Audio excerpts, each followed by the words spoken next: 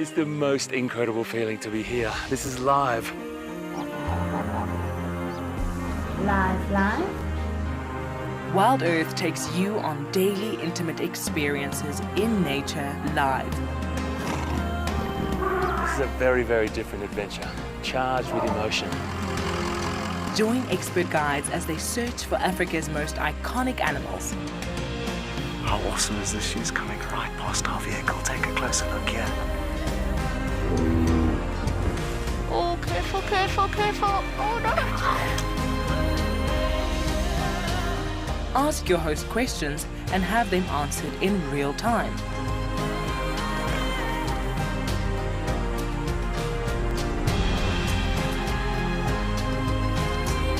Join us live every day on WildEarth.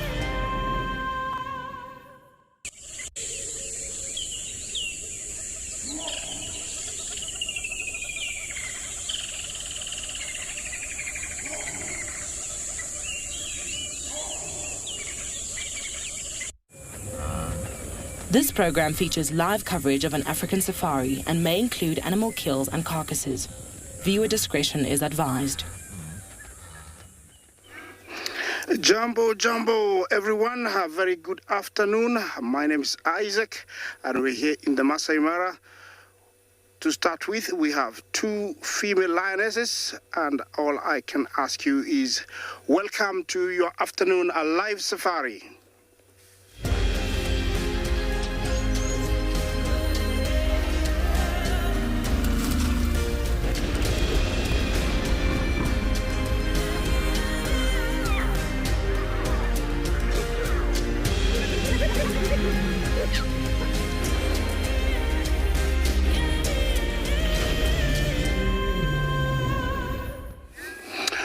Well, time to start our afternoon. We are here on location.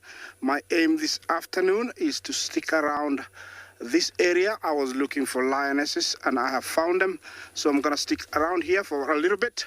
My name is Isaac, and on camera I have one and only Bungay.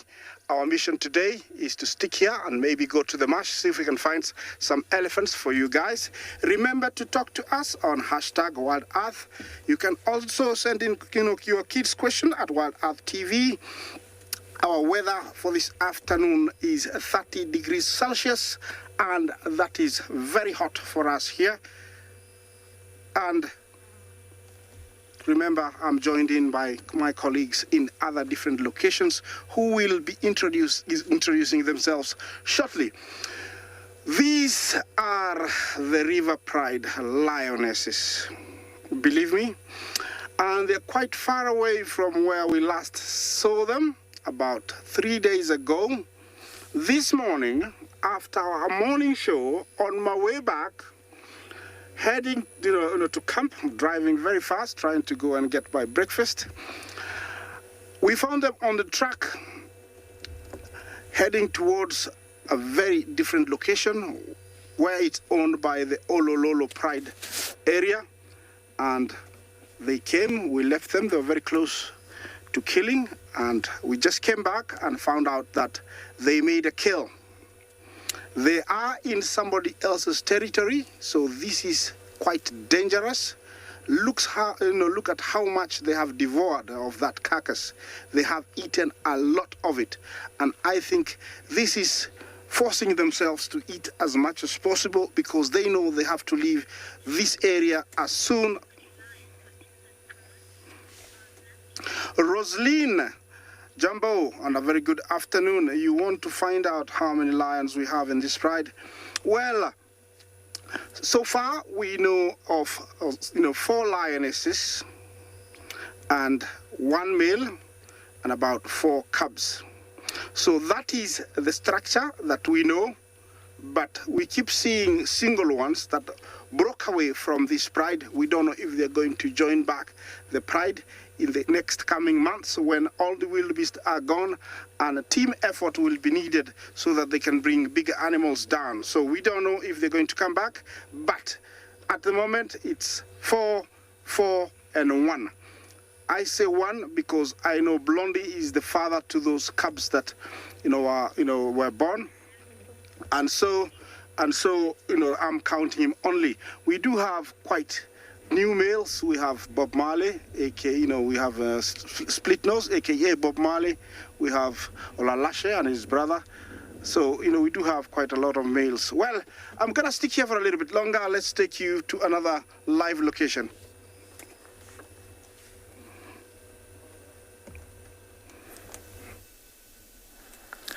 Good afternoon and welcome to the other side of the Mara. We have two zebras rubbing and scratching off. My name is Tim, and behind camera we have Big James. Now these two zebras are actually scratching off some ticks and some biting mites that are on their skin. So they use rubbing these terms as rubbing post quite often. And actually interesting that the zebra to the closest to us has narrower stripes and very dark stripes compared to the other one. Now these stripes are like our fingerprints, so each and every zebra has a different pattern. But then this one is so unique such that look at the markings there, very dark, very narrow as compared to the other zebras. Look at the other zebra just behind there. The markings are actually kind of different or thick. So these stumps are used as rubbing posts by other animals as well, sometimes buffaloes, sometimes warthogs, elephants. Let's turn round.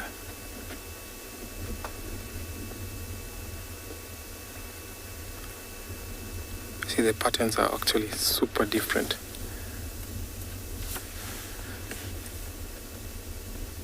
Very, very nice markings there.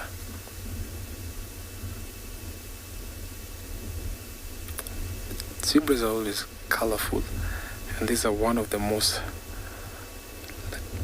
colorful and most seen or most conspicuous animals that we have out here in the wild. Easily recognizable. See lots of wildebeest resting. I've come this direction because these herds are walking towards the Mara River, which is not far from here. You can see taupees over in the distance.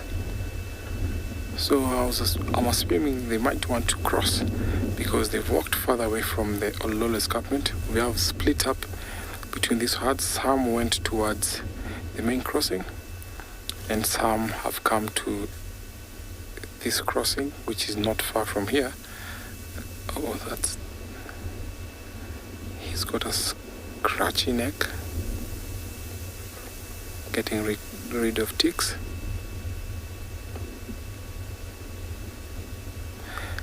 Levi, thank you for your question. In a dazzle or a zeal of zebra, you have a stallion who is dominant and he controls about 11 to 12 mares.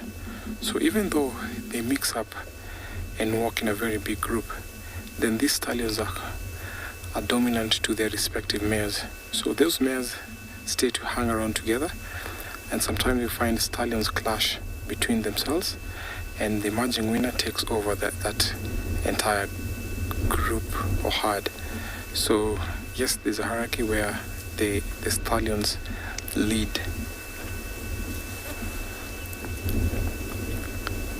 So I'm going to hang around here for a little while as I send you over to another live location.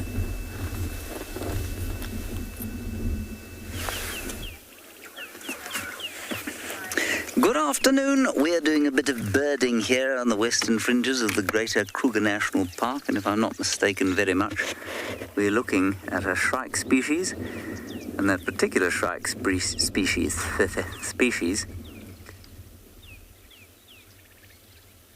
I can't see it clearly, is either a brew or it is a puffback. It's a black-backed puffback is what that one is.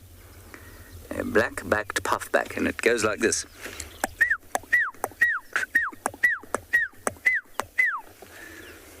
I think I'm the best black-backed puffback call maker in all the world, other than, of course, all the black-backed puffbacks. That's a lot of words to say. My name is James Hendry. Hello. On camera today is...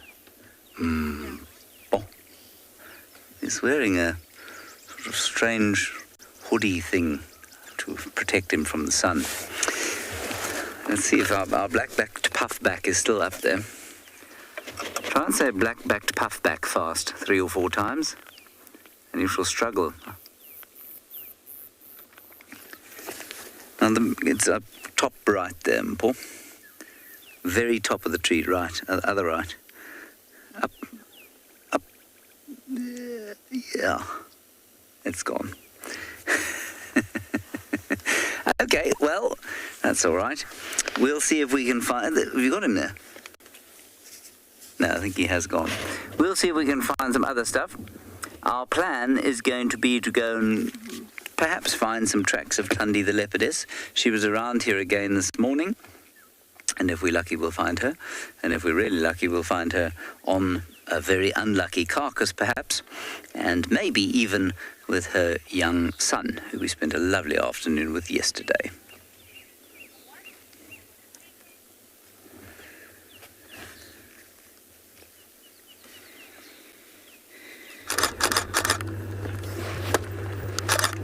Well, one of the lionesses has decided that she has to quench her thirst, and when lions drink, they can drink for very long. And the main reason is they lap the water, so they don't always get too much into the mouth, and that is the best position for lions to drink.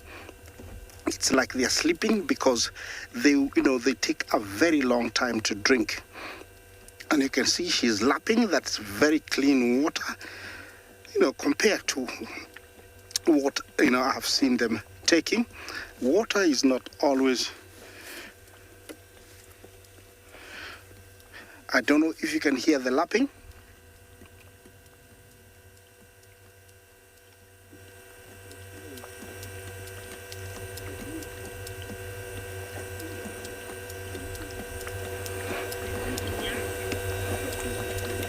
Yeah, water is not always in their mind, and mostly when they find it, they drink it, but they can go for quite a long time without drinking because they compensate all the water with sometimes the blood they drink from the animals. But when there is water, there is a chance to drink. Lions will drink. All those flies are on their face because they can smell the smell of blood and the moistness of the blood, and that's what they're trying to feed on. They can be very annoying, believe me, when they land on your face, or they land on you, you feel like they have 60 legs on you. Very annoying. So I'm gonna let you enjoy the sound of the lapping a little bit more.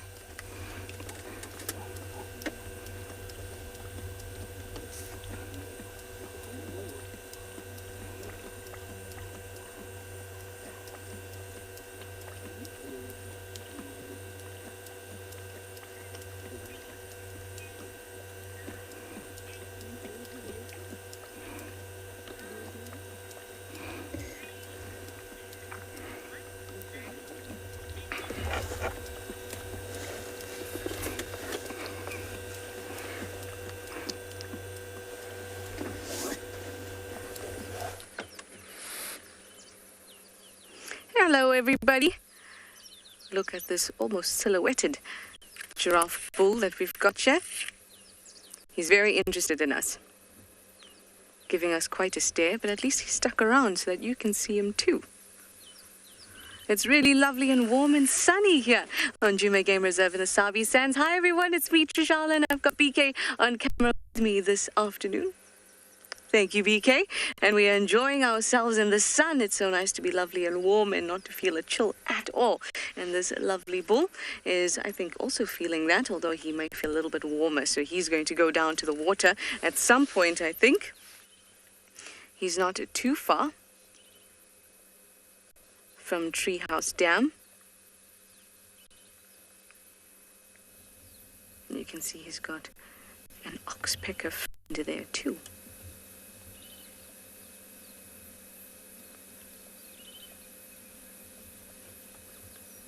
cleaning, cleaning, cleaning, looking for any parasites that they can eat. But mostly they're after some blood.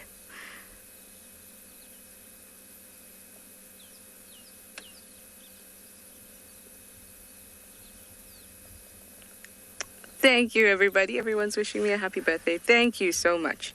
I've had a wonderful day spending it with some of my favorite animals. And I'm hoping that somebody very special will show up today, and that's Tingana. There were tracks of a male leopard in the west, the northwest, and that's where I want to focus today. See if we can follow up on those tracks. It always seems that towards the end of my stint, Tingana shows up. So let's hope that trend continues and we can find our lovely leopard.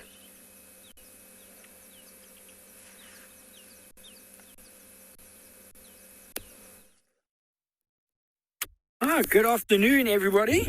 Welcome to andBeyond Ngala. It's a happy birthday to Chashala. Thank you for sending the camera this way. So as you can see here, you're with myself, Sean. We got the OD behind the camera. We are currently looking at this beautiful young male elephant. So we got here just after he left a waterhole. So we're down in the sort of southwestern part of andBeyond Ngala. This waterhole's put up a lot in the range, just a small little pan, but enough obviously for this young guy. You can see the dark patches around there when the sun moves. You can see a little bit of dried mud. Look at his tusks there, a little bit of mud on them. Now he's just feeding in the shade here. If you watch carefully, he's eating a lot of the grass right around that tree where he had there. That grass is a little bit longer, a little bit greener. It's had a bit more shade than the grass around. A bit more nutritious, a bit more moisture in it for him. We were trying to decide how old he is. I mean, if you have a look there at his size, he's not too tall. When you look at that tree compared to the tree, he's not very big. His tusks.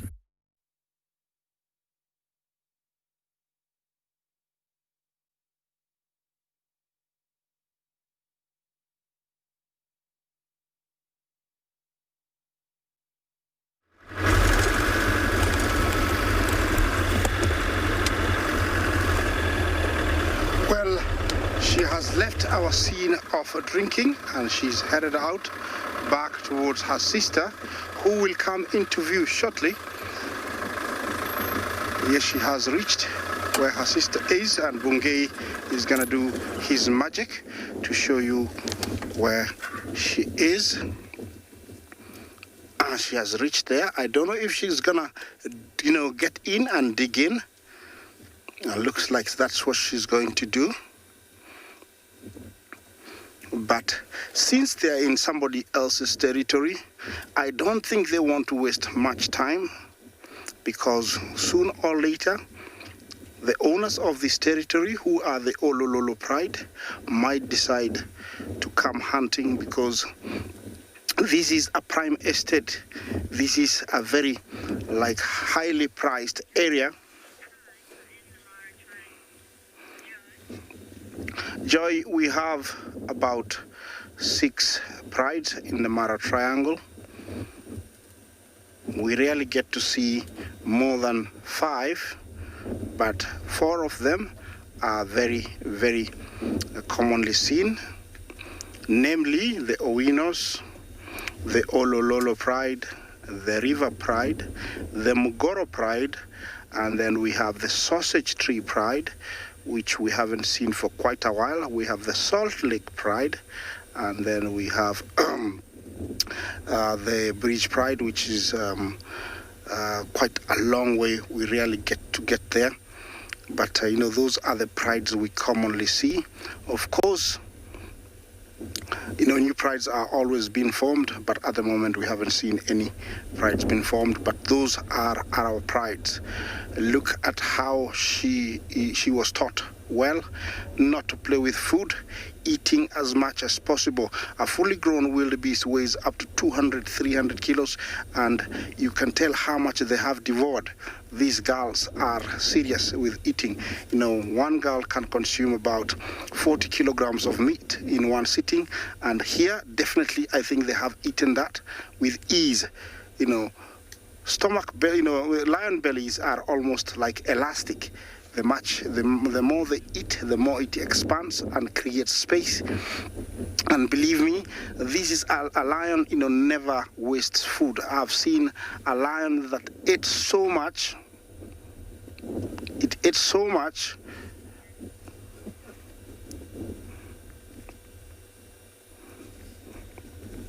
Yeah, my lion ate so much, it was uncomfortable. Chick, you asked me how old are the two lionesses?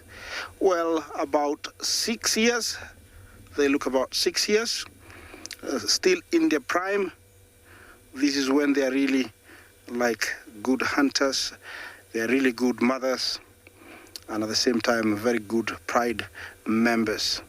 And apart from lions, I do have elephants with me close by, and even far, that's a young bull. He's enjoying a little bit of grass. He's pulling the grass from the inside of the shrub. That's how textile the trunk is. It can smell and pick up precisely exactly what it wants through a very thick bush. And you can tell he's not eating everything. Back to our lions. Let's see what's here, what's happening. Yes, and the lion I was telling you about, it had eaten so much, it was tried to lie in different angles on its belly. It was too difficult to lie on its back. It wasn't comfortable, lied on the side. Neither didn't help. Eventually, it had to move away slightly and regurgitate or throw away a bit of meat to make space so that it could breathe and sleep well. So that's how they don't play with food. With, dead meat or lions feeding comes scavengers, and they come in all, different types. And here we have the vulture. Looks like the African white-backed vulture. This is a bird that is very patient, because I don't know when they arrived here, but they did land. They have landed here. They will wait, even if it's a night, until the lion leaves, so that they can have their fair share of the carcass. There we have the Ruppel's griffon, far right and far left. Then the three are African white-backed vultures. These birds are scavengers. One of the main reasons is that they lost the power to grip with their claws or talons, so they cannot grip anything properly to try and cut it. So they only can feed on something that's dead using their beaks to rip off the meat. They're very important in these cases and in these plains, because they have to get rid of all leftovers. Otherwise, we'll have very smelly plains. Very smelly. These girls are into it, and they have eaten quite a lot of meat, a lot of it, as you can see.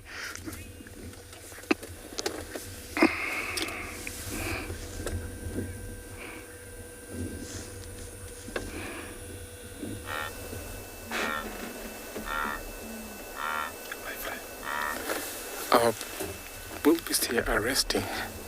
It seems like they've used an airstrip for the rest. See, lots of them had gone to the river, but they've decided to come back. So I think they will change course and go to a different crossing point, because overlooking to where they were heading, I'd come here to check if they're going to cross the river, but it seems like they're not determined to do the crossing from that point. So you can see some of them are walking back. So this... What a lovely sound.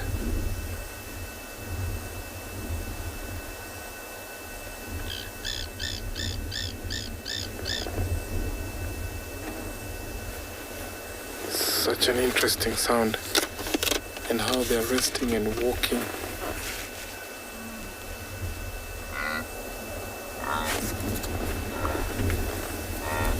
But some of the big herds have taken turn and walked back to the escarpment, and some are heading over back to Tanzania.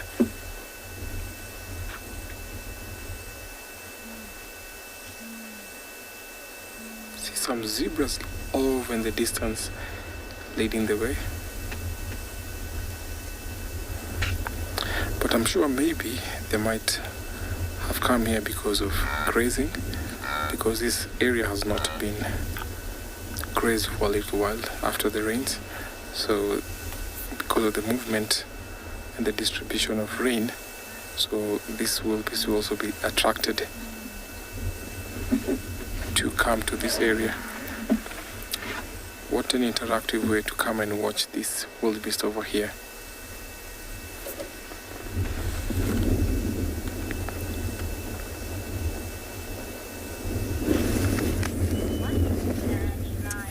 Here we've got a spectacular sighting of a hippopotamus.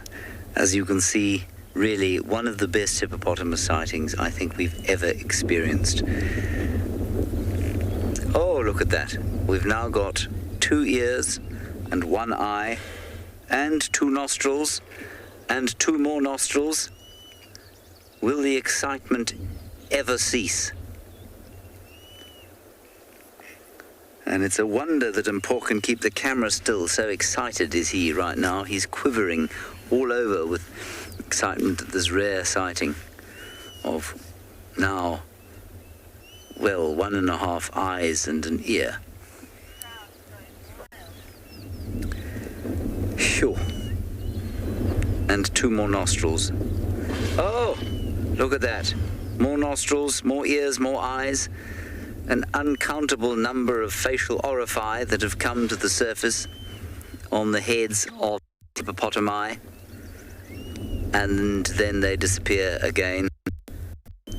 Well, why wouldn't they? I mean, if they were in view all the time, it would be far too exciting, and everyone would have a heart attack. We also have a little group of terrapins that are gathered on the bank opposite. I know that it's going to be difficult to tear your eyes away from the hippos, but let us go to the terrapins, which should be serrated hinged terrapins. They are the ones that live in the larger bodies of water, and I in fact have found an expired serrated hinged terrapin here before. I wonder if that is a mummy and her babies. Not that there's any, perhaps that is an adult and some youngsters, but I'm not sure. Astounding.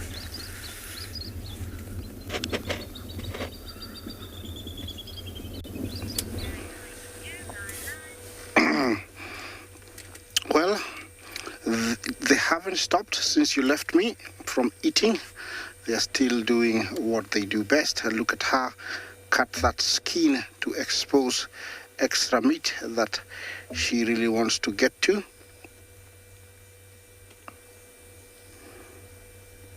A situation like today's happens when our pride's territory has run out of game, and so they sneak into their neighbors for just a very short time and make a kill, eat and leave.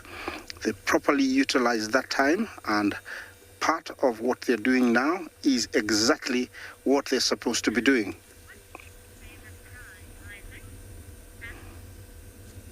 Pat Jumbo, you asked me what is my favorite pride.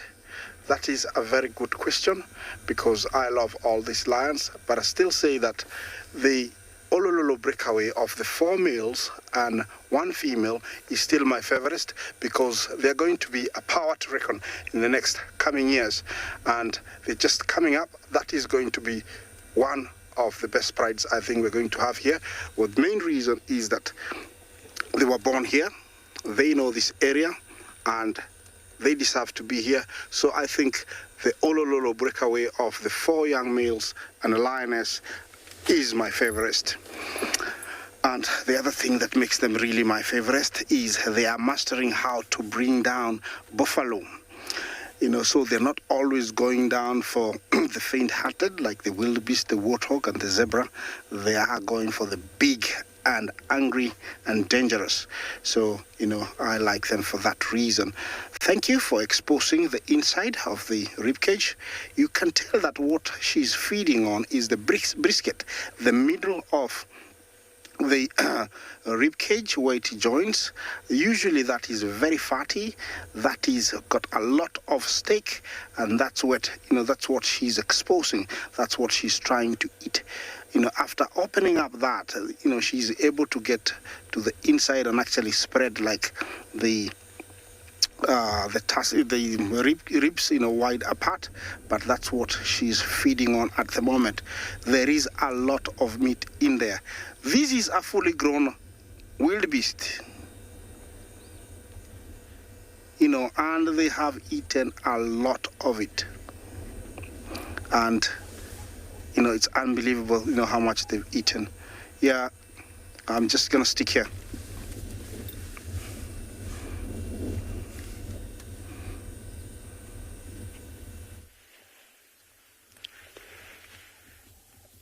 This wildebeest is a little more active than the one that you guys have been watching, and everything has got a shady spot. Oh, oryx has now decided to get up as well, Glenn.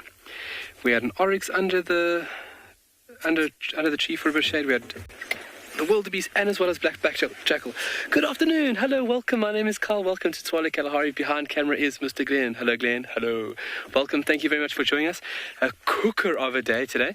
You can see this wildebeest over here under the shade over there, life-giving support right now. It's about 34 degrees Celsius, so summer is coming on with full force. That's about 94 degrees Fahrenheit. So it is cooking. We are cooking with gas today, but that's okay. The animals will be a little bit static for the next hour or so, and then we should have good movement. This is obviously typical behavior of animals in the dry regions. You take it easy through the midday, hotter sections, and then becoming a little more active once it gets a bit cooler. Yeah, our nice little cooler box with cold drinks on ice, and our air con going over here, and my little hand fan that Glenn is operating to keep me cool is just perfect. But really nice to see behavioral traits like it, where animals will have an ebb and a flow. So now when it's hotter, you just can't be out here. You can't be eating and grazing and doing your thing. So they choose to find a nice shady spot, and through that time period, this is where these animals will digest the material that they collected early this morning. We're going to send you off from this very warm place to another amazing location. We'll see you later.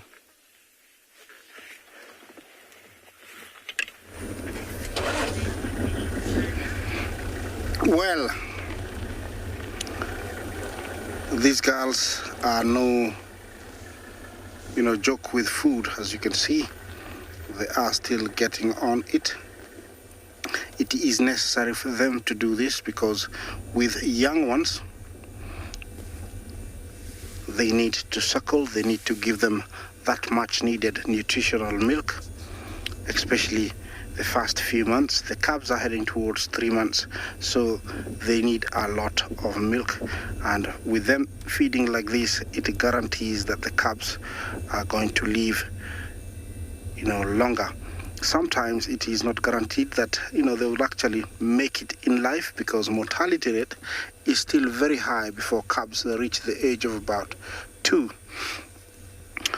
It is said that if a female leaves the cubs and travels more than 5 kilometers away from the cubs, she might not come back, and so she will leave them to starve. Richie, how fast can a lion run?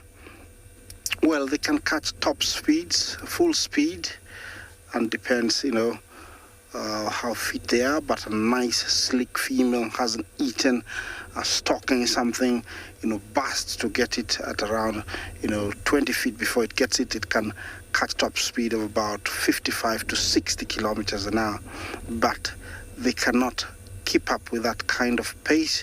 They can only do it for about 50 to 100 meters. More than that, they will exhaust themselves and they're too heavy to keep going. So they only stop, make sure they're really close before pouncing and running to try and get to their prey. So 55 to 60 kilometers is how fast they can run. But most of these girls at their age, they're so experienced such that they stalk their prey so close before the animal realizes they're usually on top of it. So it makes their life easy. And the technique they use is jump on top of it, hook your claws deep onto the animal, and use your way to wrestle it to one side of the animal. You swing either left or right, and the animal just drops and then climb very quickly towards the windpipe or the trachea and just hold it there.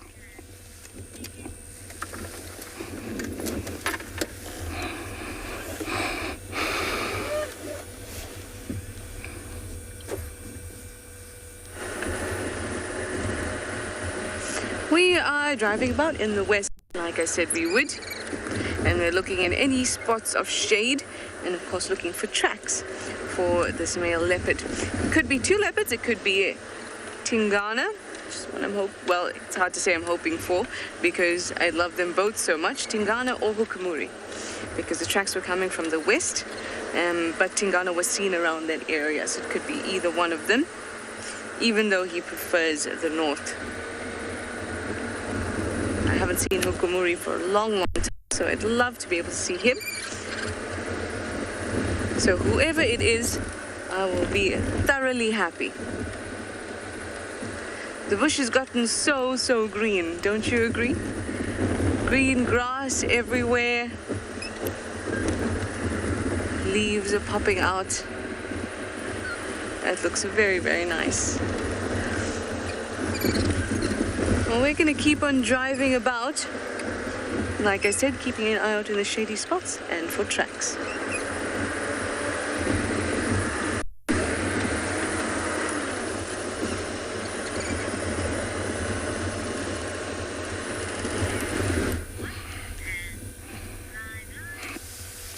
Well, we have the scavengers. We have decided to share them with you a little bit. These guys are very patient, and as I said, they play a very big role and vital role that we need them out here for the whole ecosystem to fully and function properly. They are on the brink of extinction because they have been poisoned. Mainly, it's not directed to them, but what they eat has been killed by poison, either from farmers, trying to kill something in their farms, and then the poison gets, it's that what we call the ripple effect. It kills a hyena is killed by the vultures, and it goes on like that. At the moment, the current population is just less than 20,000, and it's actually decreasing. So the Ruppel's griffon vulture is one of the few vultures that is also facing extinction. The African whiteback is the most common, and also, I don't know its population, I haven't updated myself, but it's also of another one that's facing extinction. I don't know if we have, do we have, no, we just have the two.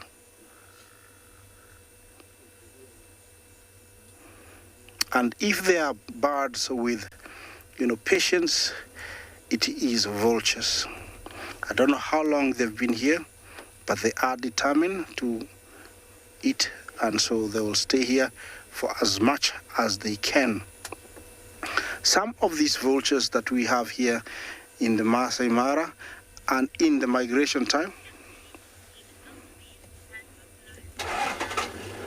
Nigel, did you say can eagle eat wildebeest and buffalo? Yes, they are birds of prey, and both of the... Oh, sorry. Can humans eat wildebeest? Of course, yes. yes, you can eat it. I understand it's very delicious. Yeah, it can be eaten. You know, some people in parts of the Mara that borders the reserve, we have tribes that live there, and they're so isolated. Sometimes they'll put traps to trap, you know, these wildebeest. When they come, they're called snares, and they eat them as food. So yes, of course, you can eat them, but it is not legal, and you're not allowed to eat any game in Kenya. In fact, nothing is allowed to be hunted or killed in Kenya, so you cannot eat them. But yes, if permission was given, I hope not, I'm sure I'll go for it. I'll go for a taste. Yes, a repositioning maybe, or she's going for a bit of shade. It is typical for them to do this, eat a little bit, and then, you know, go have a break, let it digest slightly, and then come back. And this is a very rushed meal, according to me and my experience, because normally they wouldn't eat in the heat of the day like right now, but because that they know that they have trespassed and consequences could be very dire, they need to, you know, eat as fast as possible. So in case of anything, at least they can get away with something on their bellies. She hasn't started cleaning herself, so definitely she hasn't had enough. Yeah, look at that female pulling that carcass. It's just, you know, sheer power. She's moving towards the shade. Very smart.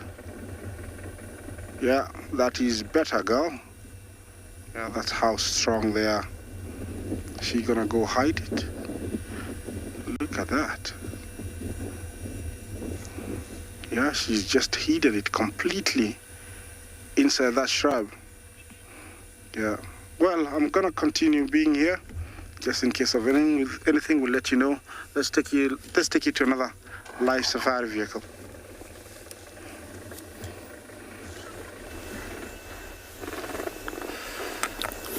From the lions to the baboons, who seems like they're foraging, just came from the Mara River where they were drinking.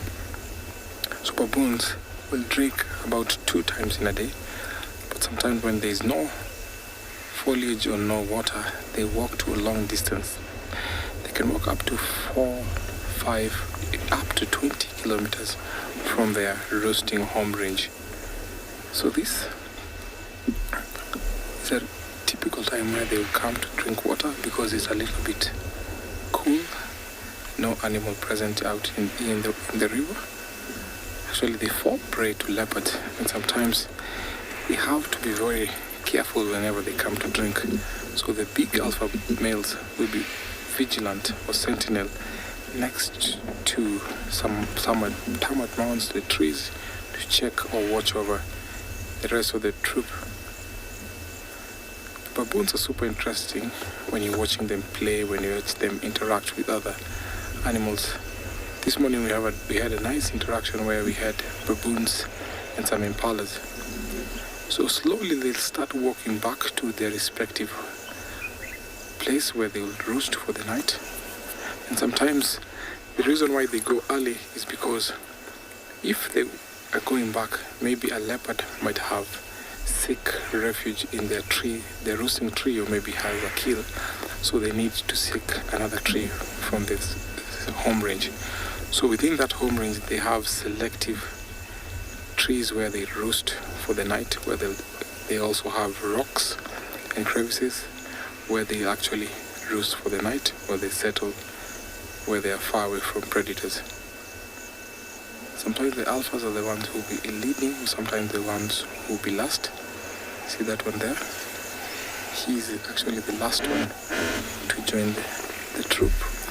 And off they go.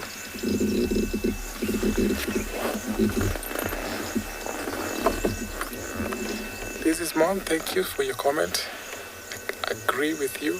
Very, very interesting as well. So here at the Mara River, we have lots of activity that have been happening here. This is one of the major crossing that we always come here to see the wildebeest and zebra cross either to the other side or vice versa. There are lots of hippos. We also have a territory where leopards will overlap. So we have Romy and we have another leopard that comes to this area. You can hear the hippos puffing off. Hear the sounds of baboons fighting. You can see the soil erosion from water, and actually when this river fills, how the water levels have been eroding the banks. You can see the outer layer, you can see the layer of the soil there. But good thing we have those trees that have very big roots that hold up these banks, and if you're not for these trees, then we'll be losing this river. But we have some places where it's almost forming an oxbow. Those people who fly over the Mara in a balloon ride, they get to see how the Mara River meanders through this reserve, almost forming some oxbow lakes. It's quite chilly here, it's quite quiet. Our baboons have gone, the hippos are relaxed. So I'm going to carry on to find more game.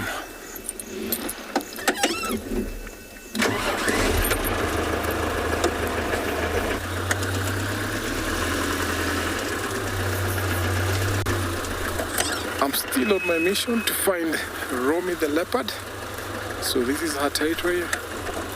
I'll be driving along the river, along the forest, in search of her.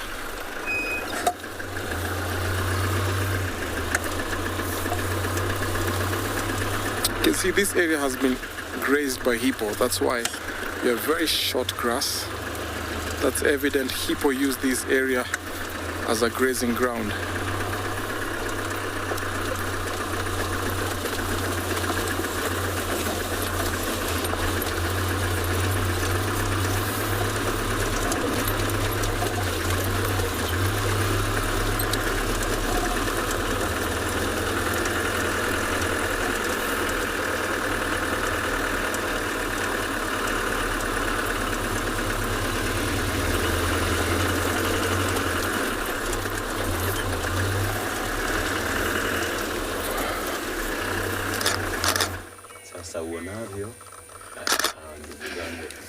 Well, it looks like there's a little bit of TLC that has to happen.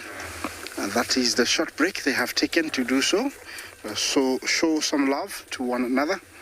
And it's usually much easier to clean one another than clean yourself. Their sticky tongue, that's almost, I call it rough as, sandpaper number 6, can lick off that blood and smell within a very short time, unlike just licking your paws and then rubbing the blood off yourself. It takes much longer. So they have just done that, and looks like as soon as I started talking about it, they've decided to have a break. The tongue of a lion is so rough, if it was to lick a human, it will just peel the skin off. I know many of you have been licked by a cat. You do have a kitty cat as a pet. And when it licks you, you can imagine how rough you feel, how sore you feel on your skin. Just imagine now, multiply that by 10 times. That's how rough a lion tongue is. Looks like it is break time completely. They have hidden the carcass. It's very close to them. That was very smart. And now it's time for a break. I think they're going to dig on into it for the second time once they decide. And then after that, they're going to leave. And I will be here to see that, because I really like to see where they go. And maybe they'll show me the cubs.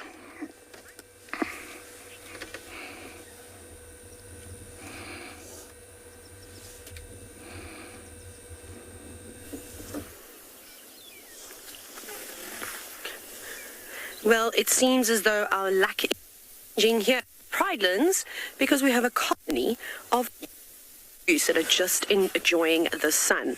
As are Sebastian and I'm trying to not scare the mongoose. My name is McCurdy, and with me today is Sebastian.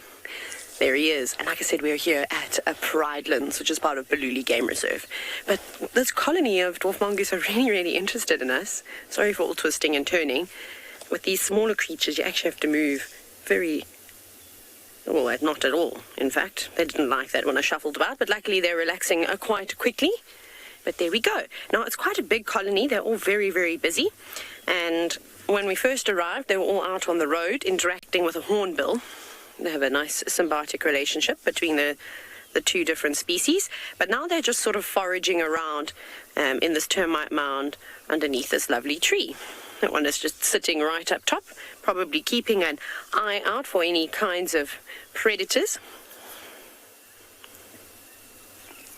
GP, well, I wouldn't quite say that the dry season is completely over. We've just been very fortunate enough to have rains on time for a change. We've unfortunately for the last few years had quite late rains, which resulted in a prolonged dry period. We were also coming out of a drought. It was quite bad in 2014, 15, 16, 17 we got some rain, and then 2018 last year were much better, and this year is fantastic. And the people that decide what happens with the weather have predicted heavy rains for the next 3 months. So I think this is just the start of it. But you won't believe how quickly the vegetation recovers. So that's why you can see all the grass sprouting through and all the nice new leaves. But look at those mongoose. Are they up there, Seb? Have you got one? They were quite funny. There were quite a few youngsters in here. Quite a few pups is what we call the young mongoose. There we go. There's a little head. That looks like a little one there. And they're exploring. And they're clambering around on the log. Now, normally, dwarf mongoose spend most of their time on the ground. So you'll very rarely, actually, I don't think I've ever seen a dwarf mongoose right in the tops of a branch of the tree. But they are fairly good climbers. They've got very sharp claws, so they are able to hold on to the bark of tree. And I've seen them up a few meters. And this one, of course, is just a tree that has fallen down. And I think that there's probably lots of little things that they're trying to feed on in there, from boring beetles to perhaps scorpions that are hiding away. Where have they all gone now? Oh, out you come. They're not quite done with foraging for the day. They've still got lots and lots of time ahead of them. So there's one, I think it's up here somewhere. I can just see some heads bobbling right at the back though, but quite far in. There we go. So I think we might just spend a little bit of time with them, because I don't know this colony of mongoose, and something that all safari guides are quite fond of is spending time with the same individuals so that they start to get used to us.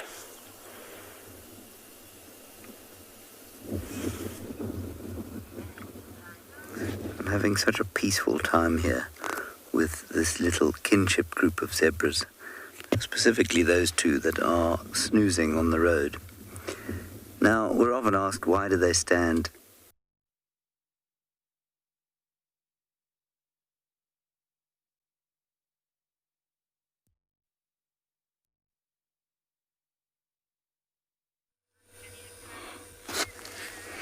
Well, we have left our scene of lion eating, and not very far from them we came across this beautiful herd of elephant that is happy doing what they do best. Yes, I know this herd. They have a matriarch who's got one tusk, and she is far left. You can see her over there, and she has not been very friendly, so I know her that way. Every time she approaches this car, I've always seen her change her behavior, so I'm always very careful. I've kept her quite a distance, from them, so I don't seem to be intruding on the privacy. And they're at peace, as you can see, quite happy. Everybody's munching. Cattle egrets, taking advantage of whatever the elephants are disturbing. Yeah, look at the elephant skin.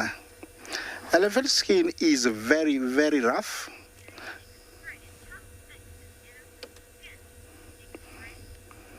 Holy moly, I was just thinking of telling you about the skin.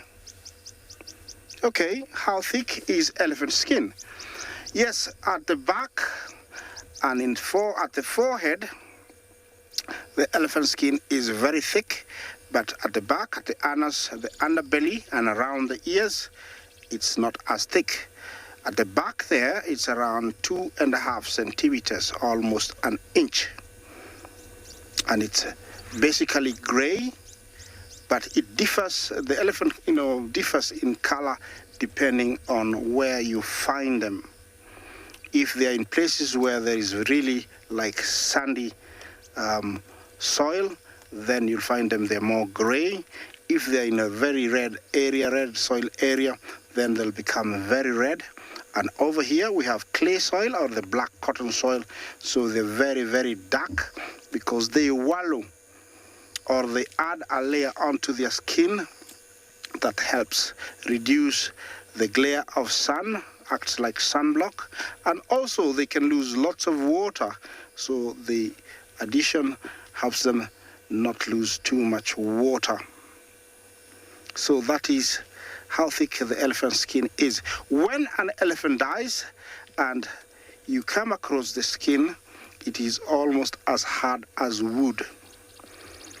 The only animal that usually feeds on that is the hyena, and because they have very, very strong jaws, almost 1,200 pressure per square inch, PSI, that's how strong it is. That is super strong. These guys, you can see they're fanning their ears, like that guy there in the middle is a young male. The reason is to cool off. I know you know this, but the ears contain vessels or veins that all the flow of blood goes through there. This guy we are looking at there, I think they're almost a foot. That is a foot, I would say. From the skin to the tip, a foot, but then going deep inside, I would say almost 2.5 feet. Almost inside to the skull, it's 2.5 feet. But they differ. The longest ever tusks recorded were about 11 feet. 11 feet, that is almost 3 1/4 meters. That was the record recorded of the longest tusks, and they weighed over 50 kilos each, so they can grow very long.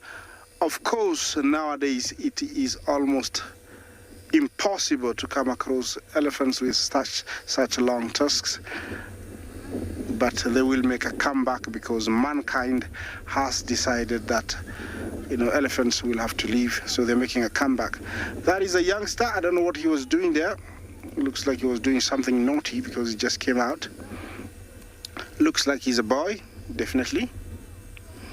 And quickly he has to go to mom for insurance.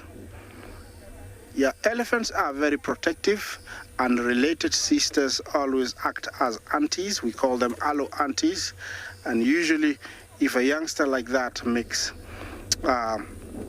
distress noise, everybody usually heads to her direction and protects him, and they protect him with all their might and power. You don't want to be close to them because you are at the threat if they don't know who was threatening them, and so they can be very, very dangerous if you're not careful and be there.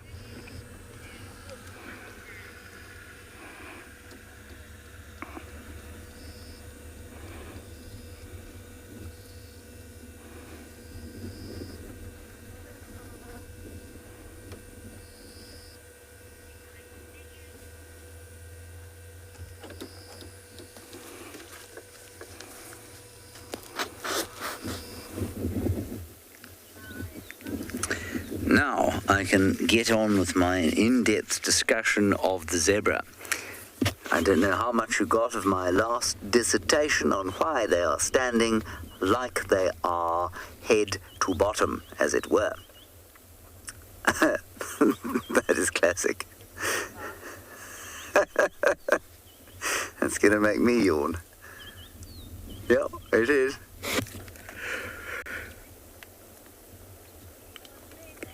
Sorry about that. Right, so I was saying, yes, there must be a security benefit from standing like that, head to bottom. But having looked at them now for a couple of minutes, I think that what's going on there is that it's also a protection from flies. So you'll notice that the tails are swishing side to side all the time. And I think what that's doing is keeping the flies off the faces. Because all the time when you watch them, there's a foot stamping or a bit of skin shaking, or the tail's going. And the skin on the face, of course, they should sort of shiver and get rid of the flies with, and so I think that's what they're doing. It was, Gina, you are speaking the absolute truth.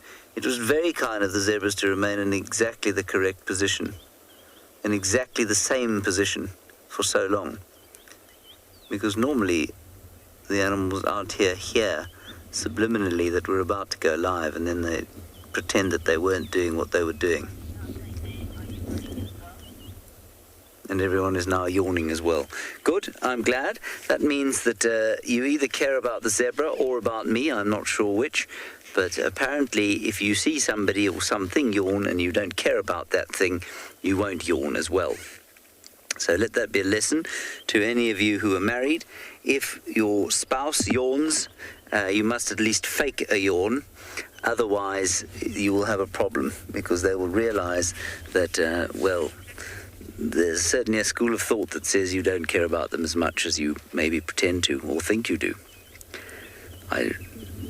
Just to be clear, don't think that you should give too much credence to anything I've said about that. Good. My wife is directing this afternoon. She says she just yawned. I will choose to believe her.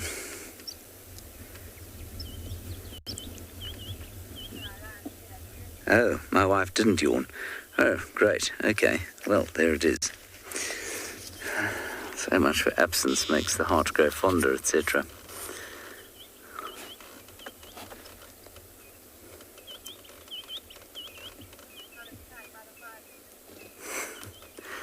Out of sight and out of mind, she says. Thank you. Well, I shall go home tomorrow and see if I can make her start yawning again. They're now having a little graze, the two friends. And I think what we'll do from here is head down towards Chitwa Dam, which is a dam on the reserve to the south of Djuma, and see if we can find some action going on there.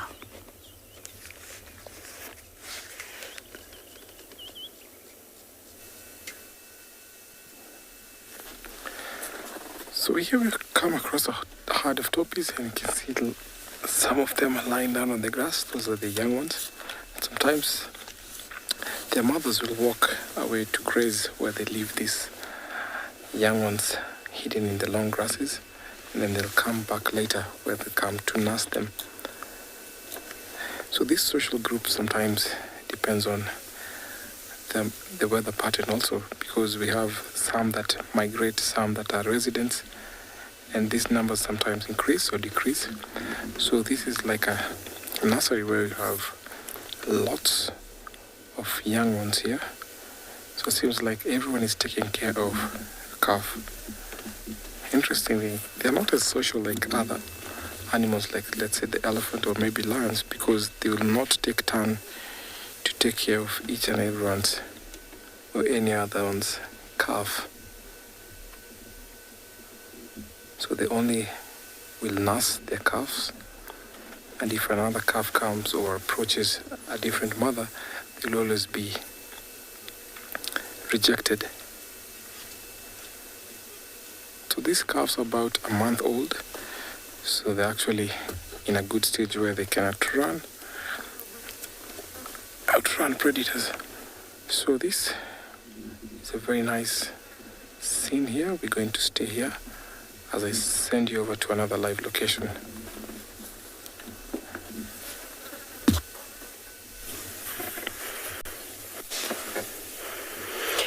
We might have to reposition in just a moment, but finally our luck seems to be turning, and I cannot tell you, I know I've said that twice today, but I honestly am thrilled because it's been extremely quiet. Hey, Sebastian.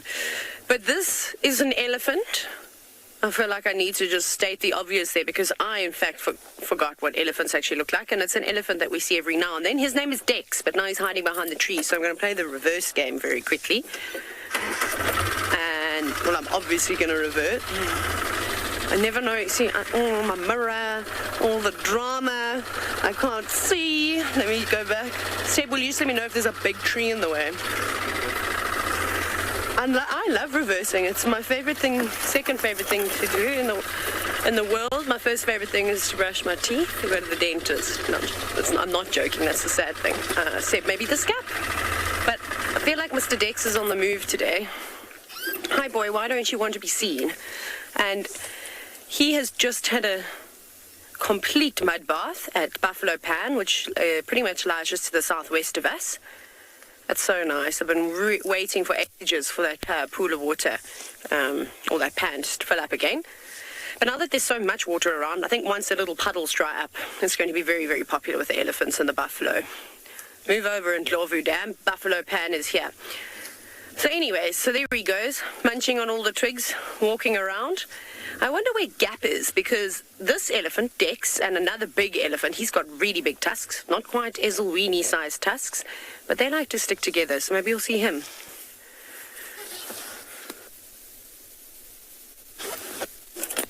Jackson, you've inquired whether their tusks continue to grow all their life. And the answer to that is, while I reverse, is yes, and so does an elephant. An elephant doesn't stop growing either.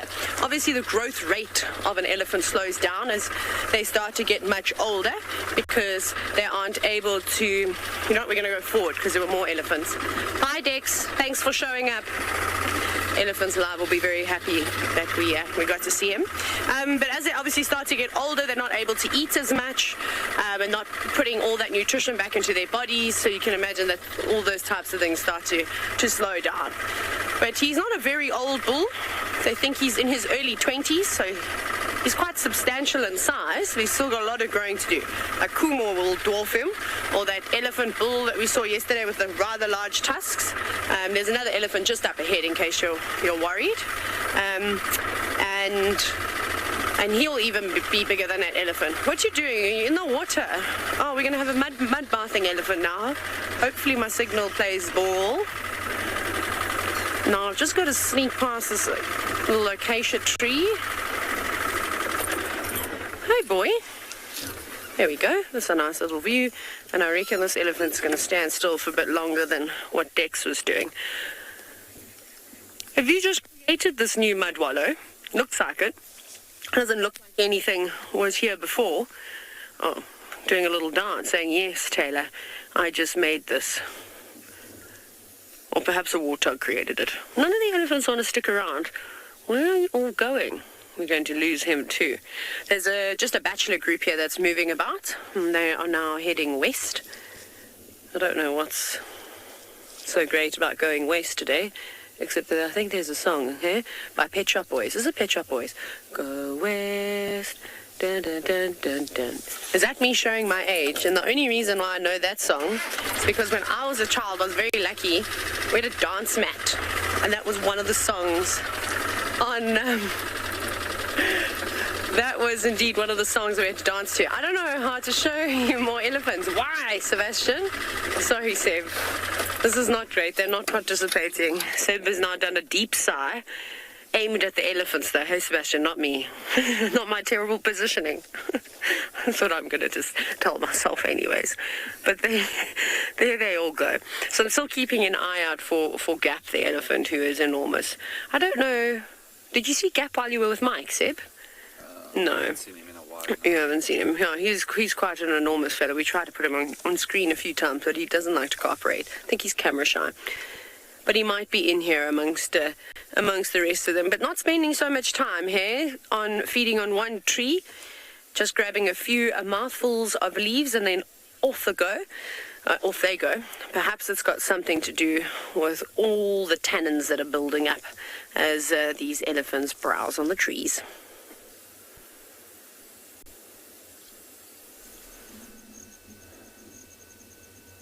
From the elephants to our tortoise who are still grazing, you can see the little ones on the road, and some are grazing, some are nursing.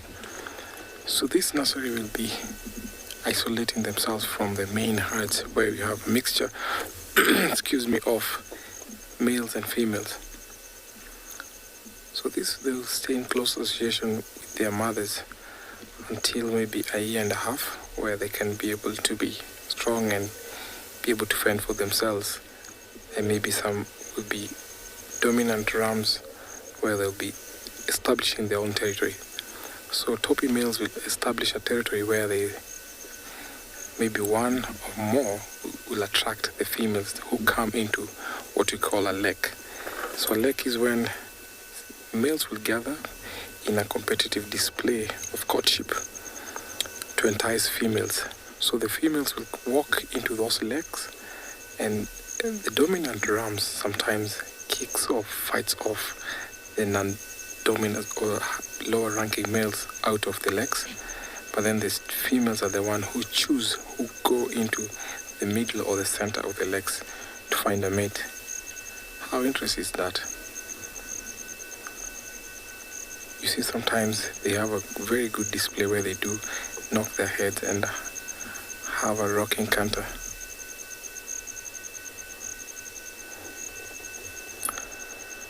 Warren, thank you so much for your question.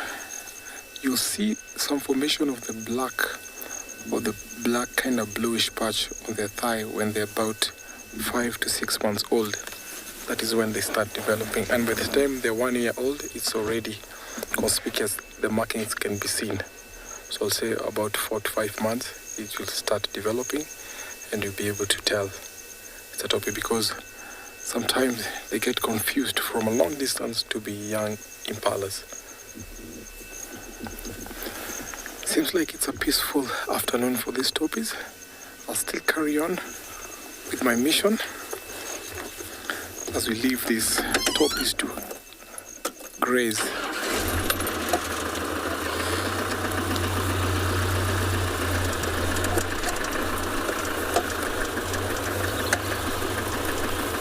So as I carry on my mission, I'll send you over to another live location.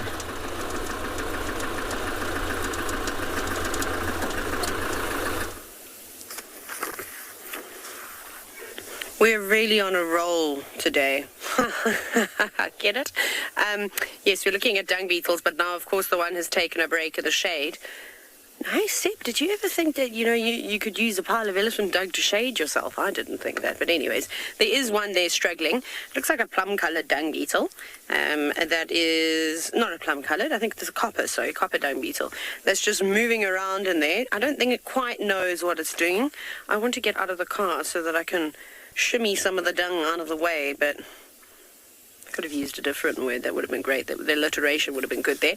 But what I've been finding so fascinating at the moment is look at all the tiny little flies that are catching a ride on that dung beetle's back. I'm not sure what kind of little midges they are. I don't think that they're attacking the dung beetle at all. I wonder if because the dung beetle covers itself in feces, that they may be getting the moisture off of its shell. I don't actually know. Oh, we're fine now. Are you ready for this? Someone else has come over and said, well, you've rolled that ball already. I'm just going to take yours and add it to mine. But the fella on the right is honestly not having any of it. No, he's retreated. Well, he's not pulled his, sorry, everybody. There we go. That's better. Are they, now I'm trying to think, no, maybe, are they even copper dung beetles? Are they plum-coloured dung beetles? They don't look very big, and the plum-coloured dung beetles are much smaller in size, and these look like they're probably about just smaller than the length of my index finger. Maybe not that, 5 centimetres or so. Dizzy, I'm surprised you haven't been seeing them in action, especially with all bushwalks at Djuma. Get those nice and sort of low angles of these creatures fighting. My favorite time for dung beetles is marula season. There's one that's come out into the sun. Seb on the right. No, come back. No, he's just gone behind the poop. There he is. There he still is over there. Anyways, because then there's just obviously so much elephant dung around, and there's so many beetles, and it's hot in February, March. It's such a nice time of the year, except when you, I suppose, have to do bushwalks too early, then it's a bit warm. But look at them. It's like that they've all drank an energy drink or two. Not making enormous balls. Sometimes you see dung beetles making incredibly large balls, like the size of that piece of elephant dung over there. And one of the funniest things, and I don't know if I've told you all, that I saw while I was up in Mashatu, I was on a bushwalk with some students, and this dung beetle rolled a ball in the shape of an egg and tried to roll it up a hill. That was obviously a disaster. It was the worst. Seb, look what we've got now. Now we've got an elephant. Hello? Please be careful where you walk, elephant, as there are some dung beetles here. And I know you don't like to squash things on purpose, but I've watched you squash many an animal. Tortoises, beetles, blacksmith lapwing chicks, you know. So this fella's probably going to join up with the rest of the bulls in a minute. But first, a quick snack. Delicious leaves. I actually don't know what tree that is that they're feeding on. I need to also grab a branch and have a look at it. It's the same tree that was growing out of the termite mound. They typically seem to grow out of the termite mound where the mongoose were that we had earlier. So I must have a look. I've forgotten what trees look like with leaves. It's strange. It's difficult now. I just got good at identifying them by their bark. That elephant was not impressed with that comment. Whatever, it's fine. I won't take it personally. But they all are tucking into it. I don't think it's one of the raisins. I don't think it's one of the greviers. It's not the grevia velosa, I don't think. No, those leaves look completely wrong. They're pulling big trunkfuls of leaves off. He's also had a bird bath, but I think he'll go back to the little pools that the other elephants have created and splash himself some more. He doesn't look like he's as damp as the others. But look at that skin. Or, elephant, if you could defecate right now so we could see which creatures come to your dung. Donovan, that's a great question about elephants stretching up and reaching, leaves up on the highest of trees. You've asked about what height. So I think it's going to depend on the size of the elephant, because obviously a 6-month-old baby elephant can barely reach anything, and they also can't use their trunks very well at that age. So let's say a big elephant bull like Dex, who we just saw with a collar. I mean, he's not enormous, but I reckon he's probably reaching about 6.5 meters, maybe even 7 meters up or so, somewhere around there. I would say is fair, maybe 6 meters, just over 6 meters, but I could be wrong. I don't exactly know how tall Dex is, but fairly high. Very, very high, in fact. Remember, they're the ones that give elephants giraffe a competition. But it's fascinating to see them use the technique where they stand on their back legs in Mana pools in the lower Zambezi Valley, or even in South Luangwa in Zambia, where they'll actually almost rear up. It's the most unbelievable thing, because you look at these elephant bulls that weigh 6 tons, and they're like ballerinas when they jump back up. There's some... Sorry, he just did a bit of a rumble. There's some great pictures on the social media of them doing that, and they're stretching up to reach up on the anna trees, and the anna trees are enormous. I mean, I actually don't know how tall an anna tree must get, but well over 30 or 40 meters. 30 meters? Maybe 30 meters. Maybe 40 meters is a bit big, but they're huge. They're so big. So for them to reach even the lower branches is quite something. So it's easy for them here. There always seems to be leaves on something. We've got close a few times with Kumo underneath that boerbean that's not too far away from here in Zebra Plains. He's stretched up a few times, and we thought he was going to jump up, but he didn't. Much disappointment there. Okay, bye, elephant. It's just the back of the vehicle.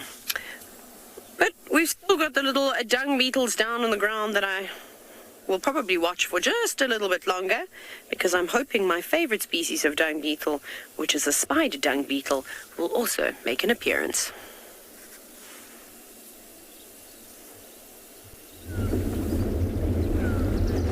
Now, we have been sitting here with 2 wading birds, and the reason we came or stopped here was not because of these wading birds, but because we caught 2 Egyptian geese in flagrante delicto.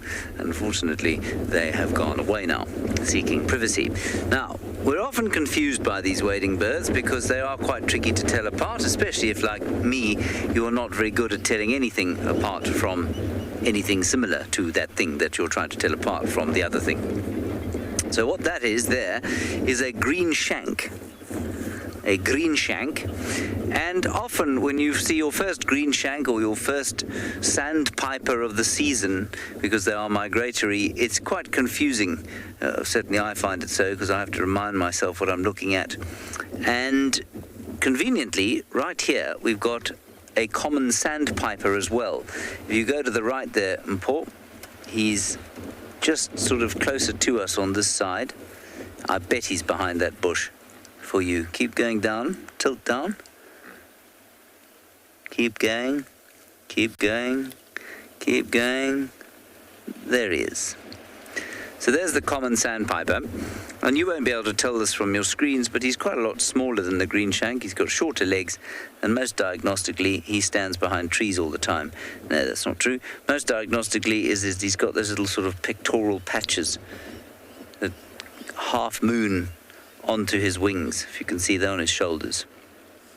So that's the common sandpiper, and the other one is a green shank. Good. Well, I'm glad we got that under our belts.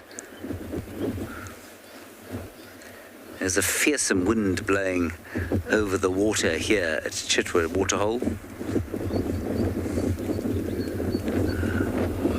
Might quite like to take a windsurfer out in it, actually.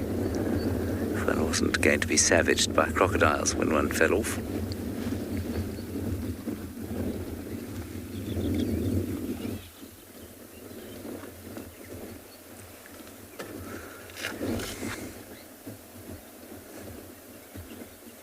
And he's just looking for little invertebrates. Would have arrived back in the last week or so. Maybe even yesterday, who knows. Now, most of these birds travel by night. They don't travel during the day, mainly to avoid predators and also to avoid overheating. So they travel at night, and they use the stars, a celestial compass, in order to travel. And remember what I said about the insects the other day, that in order to use a celestial compass or a sun compass, you've got to compensate for the movement of the stars or the sun, and to do that you've got to have some kind of internal clock, and these guys have a very accurate internal clock. And also, I mean, there's a lot about migration we don't know, but the only way to avoid that is if you've got something like Polaris or the North Star, around which the entire sky turns. So in the northern hemisphere you've got Polaris, which never changes position, and so then you don't need an internal clock, and that's why a lot of animals do move at night, we think.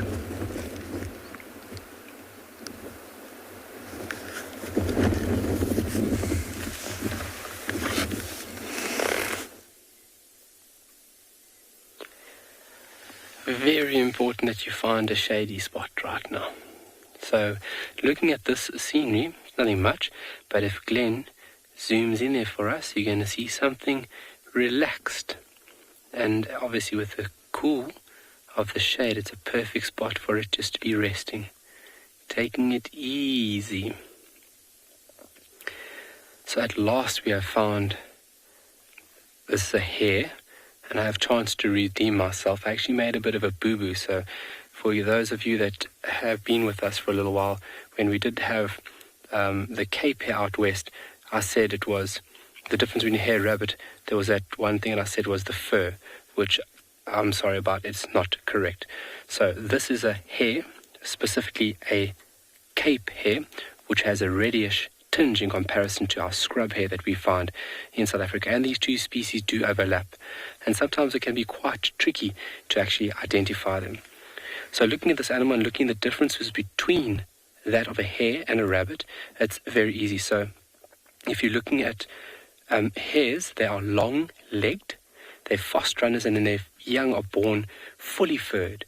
And so at that time, they are mobile, and obviously their senses are very developed. So that will be the typical classification of a hare. Then if you look at rabbits, rabbits are less fleeting or less agile on their feet. They shelter in burrows, and then or under rocks. You can also find them under rocks. And then the young are born blind and as well as almost furless for the first few days. But then they'll be found within a fur-lined burrow. So hare on top of the ground, fleeting, very quick, young are developed and are very ready off the bat. And then with your rabbits, they are not so agile, they go underground, and then the young are fairly helpless in the first few weeks. So I'm very glad that we finally got to find a hare, and I got to redeem myself on my little boo-boo there. So I do apologize to everybody, but now we know. But this chapter is taking it easy, and look at this size of the ears. And if you take a look on the left-hand ear, you can see this very large vein. You can actually see the blood. That'll be the darker stripe running vertically through that ear. And these ears are used as a thermoregulatory function, so a lot of heat will be able to be dissipated from those magnificent large ears. We're going to leave this chap to be. We're going to carry on and find Mom and 3. We're going to send you off to another location.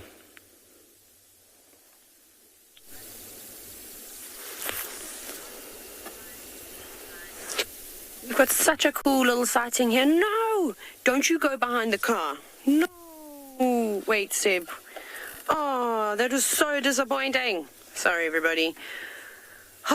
We had a bushveld, a lizard, but it's gone behind the car now. We've had it for quite some time, but we had the most epic sighting. It was just running around and catching ants and all sorts of things, but it was very accommodating. I'm just going to come back here. It probably won't listen to me. What I will do, Seb, is let me go forward again. We can watch the dung beetles one more time. Look at that one over there. Can you see it rolling away, Seb? Got no dung to hide the lizard, everybody.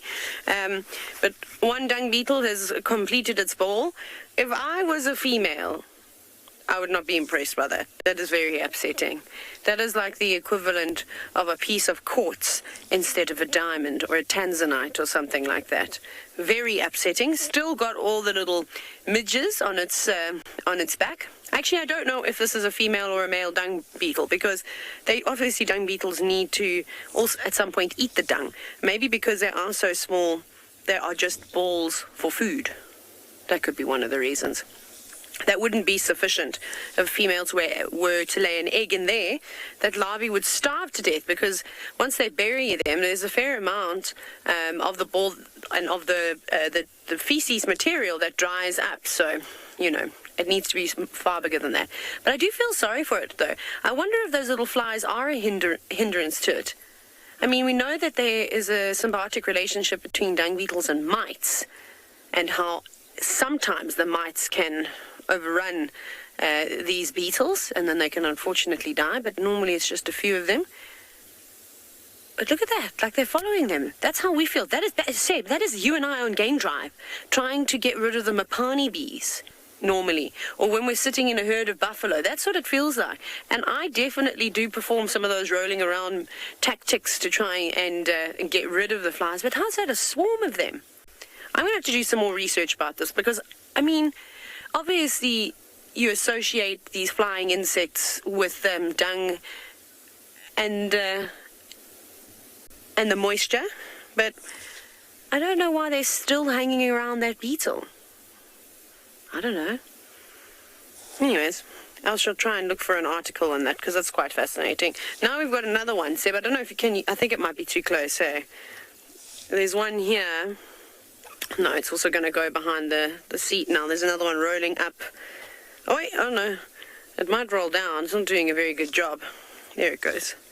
It should pop out. Just keep going left.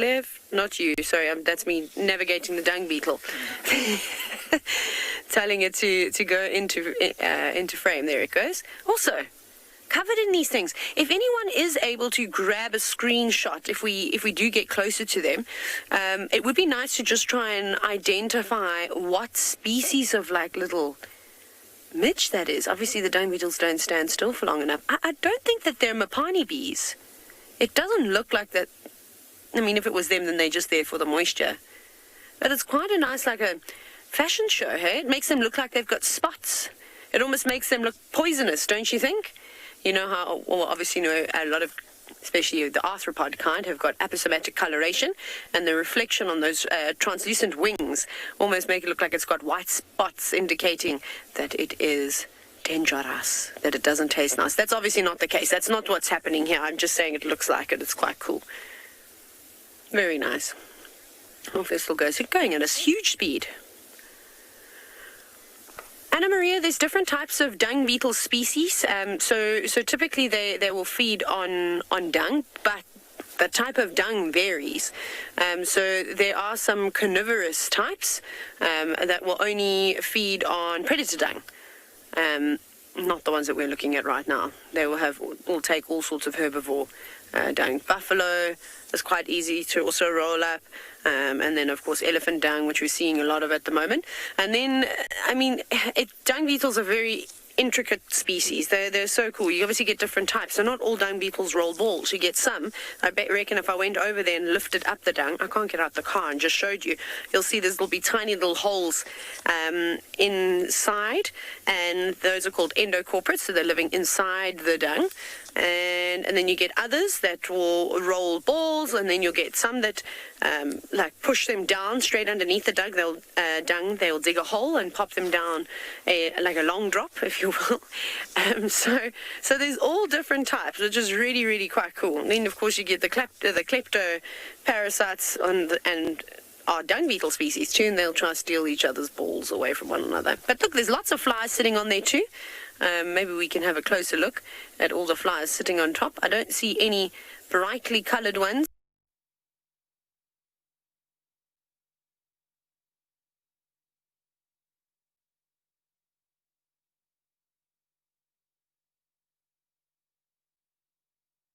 Ant alates. So the winged ants that'll eventually become a prince or a queen. I'm wondering. Not all of them, but some of them did look like it. They resembled it. Do you know what, Sebastian? I'm going to do something highly illegal. I'm going to try and attempt to get out of the vehicle. I apologize now if I have audio issues. I'm unplugged. I can't hear what Kirsten is going to say to me. She's directing. How bad? Am I breaking up? Okay. What I'm going to do is, it's not very nice, but I'm going to make sure that this thing faces you. And I'm going to try not to get tangled up. What are you things? Why don't you... What if I do this with all that in my hands? There, I'm good in elephant dung juice. Land on me so that I can get back to the camera. If I hunch over like that. That's fine. So this position is good. No bending for me, everybody. I'll just become a hunchback. I feel like I need to wait now. We can, you know. Anyways, that didn't work. That was a fail. Maybe I should... No, they all fly away. But I really want to show you. But anyways, I don't know what they are, but I have got an insect book with me. So I will spend the next 20 minutes paging through my insect book trying to find what those little flying insects were, because I have no idea. But if you did take a screenshot... I love the smell of elephant dung.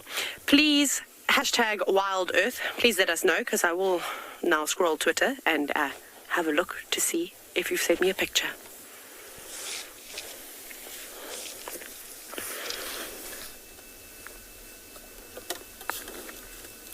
Welcome to the Masai Mara, and here we have impalas, and these impalas all have horns, so it means that these are males.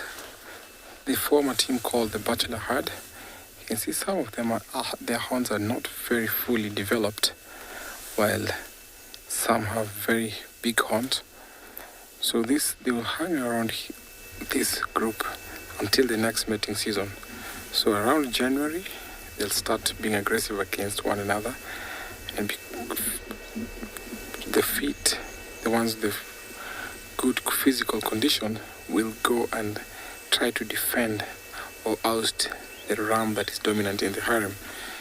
So when they're about 3 years old, that is when they're kicked off from the harem, because the dominant ram, who is more mature, more built, more strong, about 8 and above years old, they don't tolerate these young bachelors or the young males within a harem. So that's the reason why they form a harem, a bachelor's herd. So they'll be walking on the edges of the territory where the harem is, and they hang around together where they, for security, and be grazing together. You can see some zebras here where they give a good security for these guys. And as they walk through this territory where there must be one that is leading them, actually a big one, who actually makes it stronger for them to walk within these small territories that they have. So they watch these impalas walking in the grass. I'm going still to find a leopard as a link to send you over to another live location.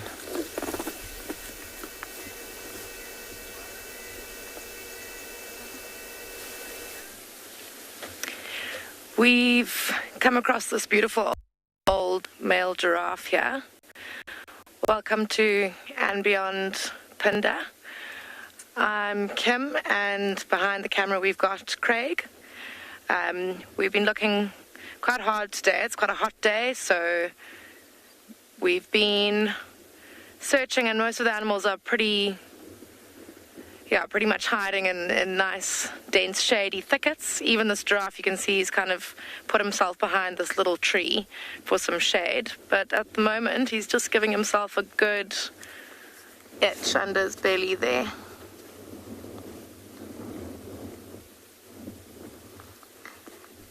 If you look at it, just before he turned around, you could see he's got quite a lot of lumps on the front of his forehead. He's got a few scars on his neck, and that's why I mentioned his age, just because older giraffe tend to have those kind of lumps on their foreheads and scarring on their necks due to fighting over territory and over breeding rights. Oh, there's a jackal that's just been disturbed by him. Okay, let's just move forward. Oh no, I think he's going to come out on the left-hand side of this tree that he was heading along behind. You got him. Let's just reverse.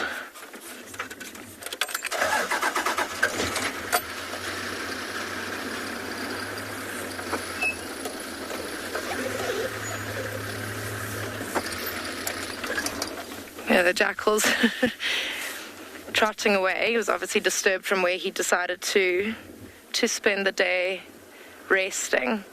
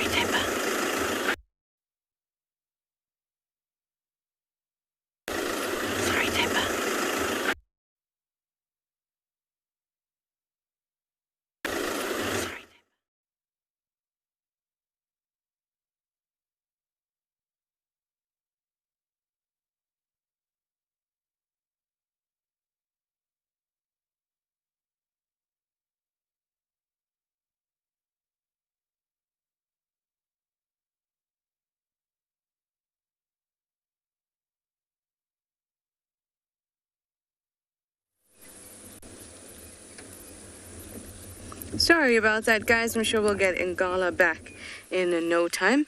I found this little thing. Can't say I've seen it before. It is a silver cluster leaf, or it's growing on a silver cluster leaf, and it seems to be some sort of nest for these ants. Now, the only thing I can think of is that it is a gall ant nest. Except that when we usually see them, these nests are dry. And because the silver cluster leaf is sprouting new leaves, we've got a green one. That's the only thing I can think of. If you know what it is, let me know using the hashtag WildEarth. But it's the first time I've seen one so large and with almost nothing else in the tree, just little bits of green. And it most definitely is a nest, because when I went down to investigate it, all the ants came out quite angrily at me because I touched it. And they came out very angrily. Now, galls are created when an animal or insect particularly will inject the vascular tissue of a plant with some growth hormone. And then it produces basically a growth.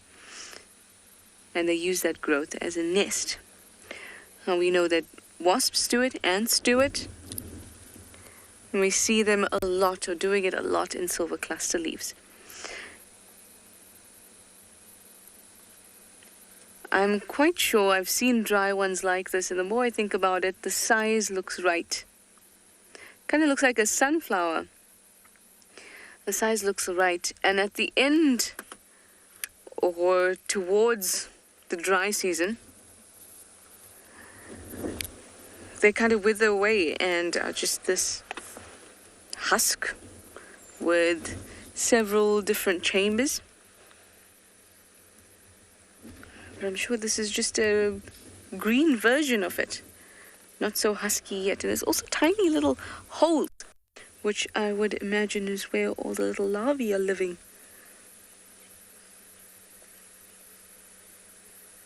Now, apparently when insects do this, they have it's a beneficial relationship, or at least not a parasitic relationship to the plant, and that some of them even offer protection to the plant in the form of, like I said, I went up there and I touched it, see what is it, and they came rushing out. Now if I had to pull one of the leaves off this tree, I'm sure they would also come rushing towards me. It's really, really interesting. It's by far the biggest one I've ever seen. It really looks like a sunflower.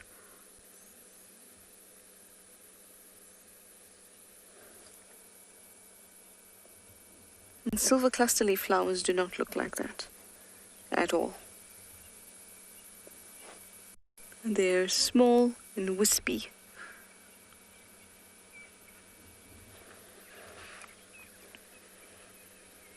That's really cool.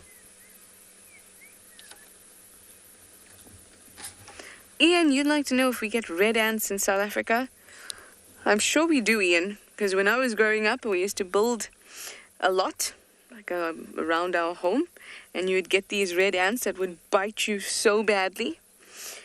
But I'm not sure if it's the same species that you would get around the world, especially in the US. But I remember them distinctly. Browny red things that would move through the red sand and bite me.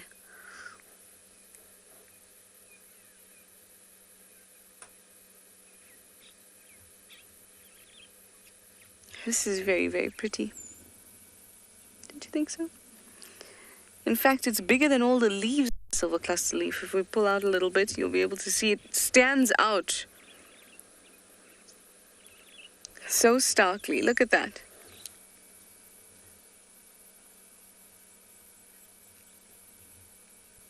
It's really pretty.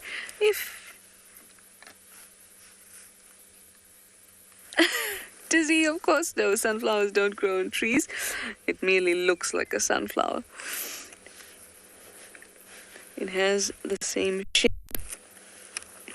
But no, sunflowers most definitely don't grow on trees. Very interesting flower, sunflower. I'm going to hop off for 30 seconds just to see what the back of this growth looks like.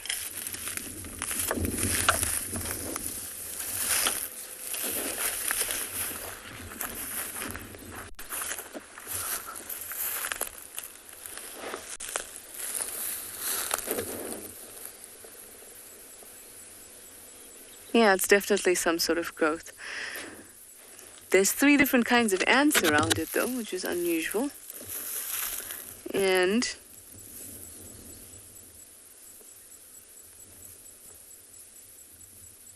Yeah, there's little holes all over the place. Yeah, there's no kind of stalk or anything like that. This comes directly from this main branch here. That is cool and very pretty. Now, I was saying to you that sunflowers are a really interesting group of plants. Not even a group of plants. They have very interesting behavior. You know, sunflowers will turn towards the sun, but they only do that when they're immature. And the way that they do that, disclaimer, this is not a sunflower, we just got onto the topic of sunflowers, but the way in which they do that is that the part that's exposed to the sun, there's one part that would be exposed and the other part would be in the shade, and the part that's in the shade the part that's in the sun grows and grows and grows, the part in the shade doesn't, and it pulls the sunflower as it happens, and that's how it turns. I think that's pretty awesome and also pretty simple when you think about it. But the growth rate is there's such a difference between the growth rate in the sun and the shady part of the stalk of the flower, that it allows the difference in that growth rate, allows the sunflower to move and follow the path of the sun. Pretty cool, if you ask me. Speaking of cool, it has cooled down. So I think that we will move. We've looked around the west, so we're going to move maybe down to Treehouse Dam again and check out the hyena den, because, you know, it's our last drive, James and I, this afternoon. So I need to see those babies. And BK, excuse me, he goes... and BK. So we will head down to the hyena den. How about that?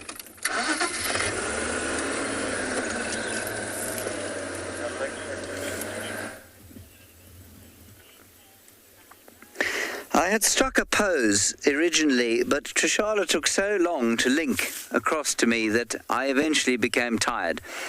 She started talking about being cool, and I thought she was referring to me, and so I struck a cool pose like this.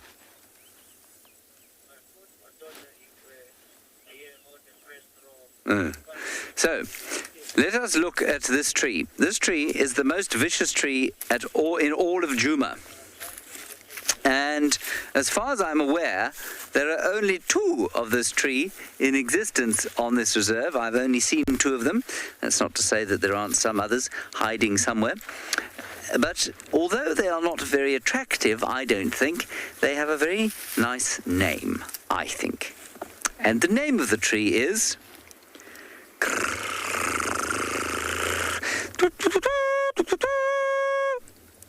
the Governor's Plum.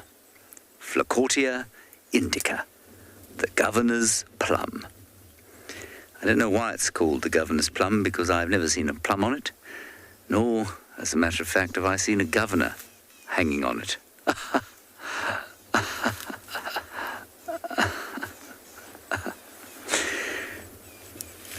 That's all I can tell you about this tree.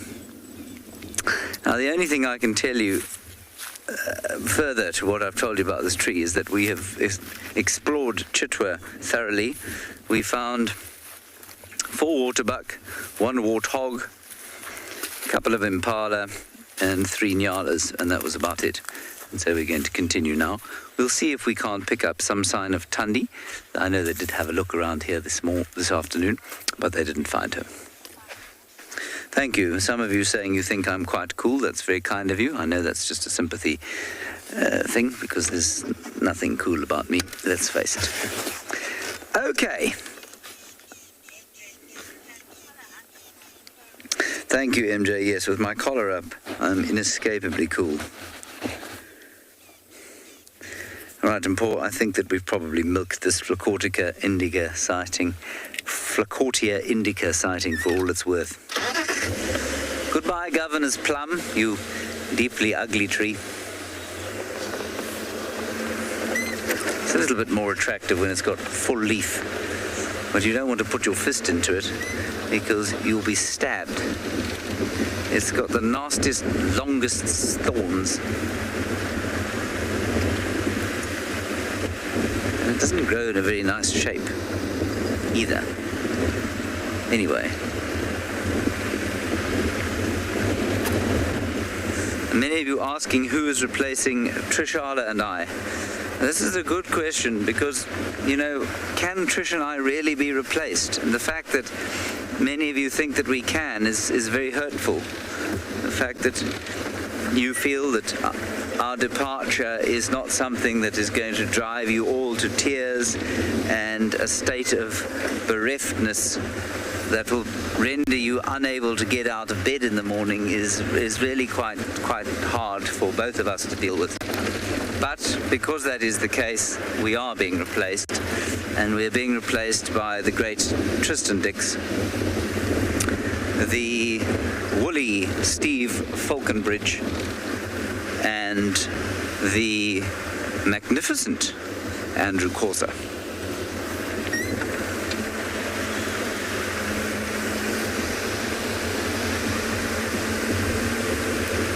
So now you'll all be able to get out of bed in the morning, safe in the knowledge that you'll be in very good hands.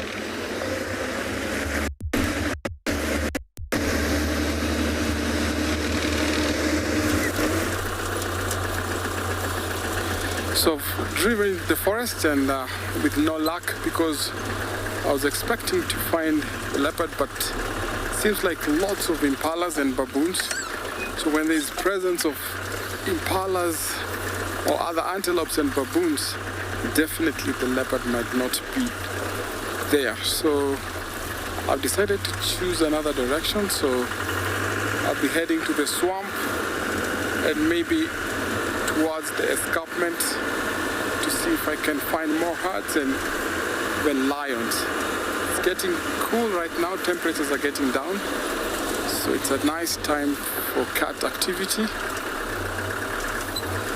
Have a single topi here with at least a few impalas. So this is a ram that has established his territory where he will at least invite other females to come into his territory. A little while ago I saw him chasing one other, but now our impalas are very much relaxed. You can see this is a harem. I can't really see where the ram is. Okay, I've located it.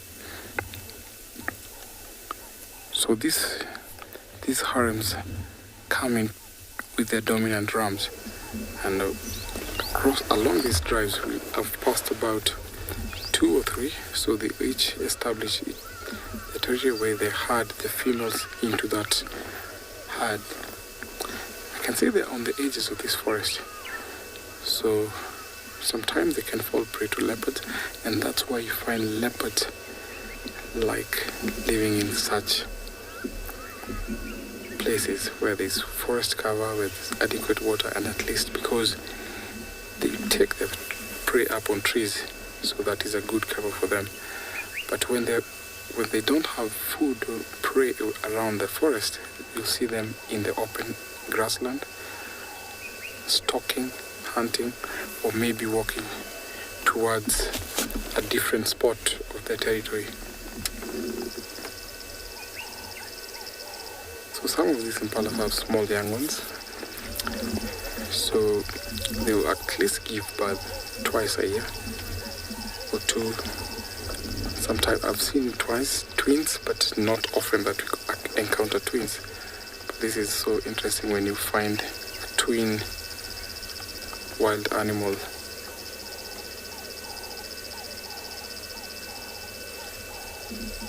I'm just going silent because I can hear some alarm call from vervet monkeys coming from the forest.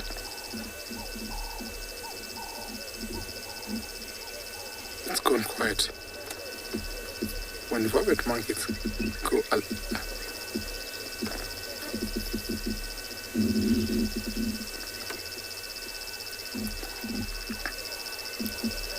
the alarm call went off, but I'm sure that those vervet monkeys have spotted something, and probably maybe a leopard. but it's too thick in there, I can't really tell. It was so far such that these impalas could not hear.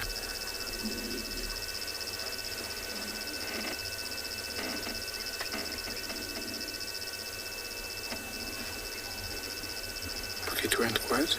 It seems like they also relaxed, because if the private monkeys carry on, they'll alert these impalas, and they'll of course move from the forest edge out of danger. So I'm still going to carry on and find more game. I have to go and look for maybe lions, birds on the swarms, because at this time there's a lot of activity at the swarms where the birds are hurriedly eating so that they can take off to their respective nesting places. So I'll slowly drive.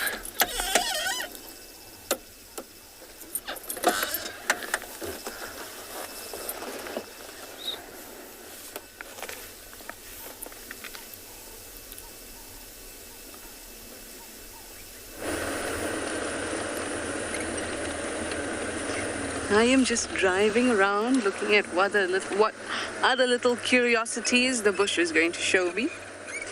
But maybe I'll finally have the opportunity to say to you what I wanted to about green and chlorophyll and what is known as the purple earth hypothesis. First, I'm going to apologize for being out of sync because I must look weird. But now you won't see my mouth. Okay, I'll do this. We can stop and look at green in front of us. So can you imagine, obviously you know chlorophyll is green, and you know it's green because it absorbs short and long wavelengths, high and low energy wavelengths. And that's why what we see is green, because for some reason that works best for the collection of energy for plants. And that if they had collect in smack bang in the middle of the spectrum, which is green, that would damage a lot of their cells. And the reason we're seeing green is because chlorophyll is reflecting green. So the plant is absorbing every other light wavelength except for green. But like I said, green is the color that the sun pushes out the most of, so it's actually reflecting the most energy. But what is interesting is how that came to be. So there's a hypothesis called the purple earth hypothesis, which basically states that at one point, a purple pigment, retinal, was responsible for the first photosynthesis. So that would mean that most plants on Earth at that time, a couple billion years ago, would have been purple. So the sea of green that we see now would have been mostly purple. And the reason that that could have happened, because obviously this is all theoretical, is that in the water column, when photosynthetic organisms first began to exist, in the water column they had to compete for light, because when one organism exists, it blocks the light for other organisms. So these retinal containing organisms that are photosynthetic, they were actually archaeobacteria. I think they're called haloarchaic bacteria, and then some of them still exist today, and they are purple. They are in the water column, right, absorbing all the greatest wavelengths, absorbing the lovely green, the high energetic wavelengths, and they're blocking out the light for everyone else. So any organisms that are photosynthetic that wanted to compete with these retinal containing organisms had to figure out a different way, had to get or take advantage of different wavelengths. And so they started to take advantage of high energy and low energy wavelengths, blue and red, and reflect the green. And somehow they outcompeted those that were purple and absorbing green. So we ended up with green plants that are reflecting green and absorbing red and blue.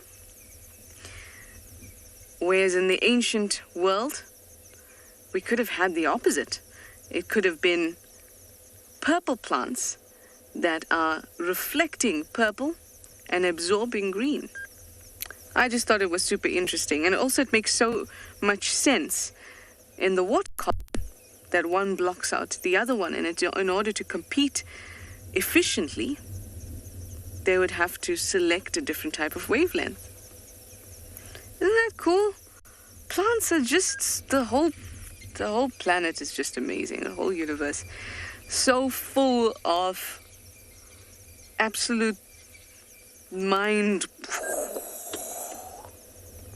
Makes me so happy. It really does. And imagine you're part of that. You're not watching it. You're not this other thing that exists separately from it. You're all part of it too. Anyway, I thought this was a nice opportunity for me to finally get to explain that to you.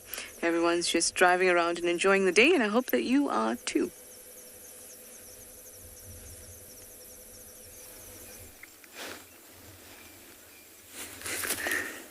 I am examining Rhizogum zambeziacum, aka the Mopani pomegranate. And I stop at this tree once a year because it is one of, I think it's the only patch of them on the reserve. And they flower once a year, and so they are doing so now, and they're very pretty. Rhizogum zambeziacum, or the Mopani pomegranate. They smell very subtly of roses, actually. Subtle rose smell. Very lovely. And there are bees around pollinating them, obviously. And then sometimes we're asked, do we get ferns in this area? And the answer is yes, we do. Here is one. In fact, this is the only one I know of in the area. Its name I have inevitably forgotten, but it is a common one, and I have it in a book. So this is the frond from a fern. They grow at the base of these trees always. Now, the reason we don't find Rhizogum zambeziacum anywhere else on the reserve is that it's a bit wet. It's normally found where it's slightly drier. So you find quite a lot up in the northern parts of Ngala, for example. My wife is sore amazed by this particular segment. Thank you. Many of you saying that you like my socks. You can get your very own pair at Feet Sock Co. Yes, at Feet Sock Co. They're lovely little socks. Some fun pictures on them. I am currently looking for tracks of Tundi the leopard. I haven't managed to find any. But the flowers are very pleasant this afternoon, and so I'm just having a look at those as well. Seems to be a fairly quiet day on the game front all over the place. We'll go back towards where Tundi was last seen. Oh, you would like to see my socks, would you? Right. Whoops. They have got elephants on them. This particular elephant has got very short legs. I don't know if it's a birth defect, but it has short legs. There we are. They've got yellow on them. Anything with yellow on them, I enjoy. That is why I've got yellow veldskoen. My yellow veldskoen make me feel cheerful.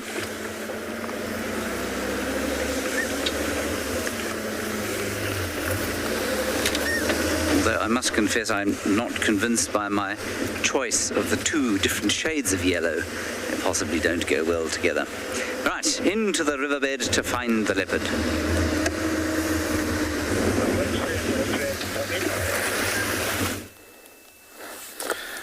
So when James is driving off to find some leopard, I've not been successful with the leopard, but I've come across these 3 jackal pups that are looking so much energetic this evening.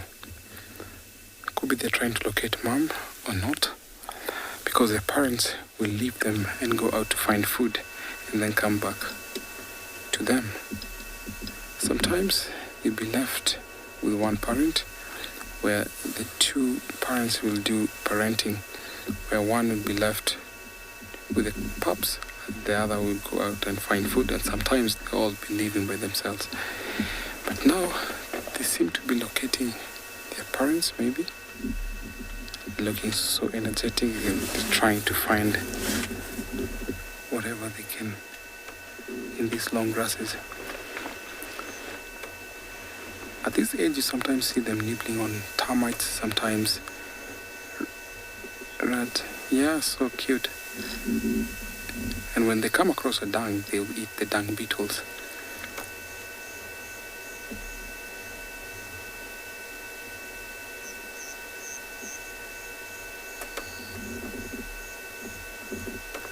Hannah, thank you for your question. Yes, I've seen jackals hunt. They have so much experience in taking down baby impalas. So I've seen them, especially after the impalas have given birth, them chasing around baby impalas. An interesting thing, they will eat as much as they can and bury some in the ground and then go back to the den where they'll regurgitate food for the pups. Oh, one of the parents has come. So yes, I've seen jackals hunt.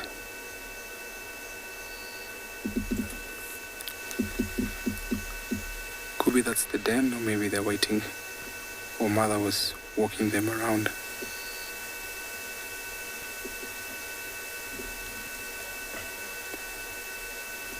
Very cute pups.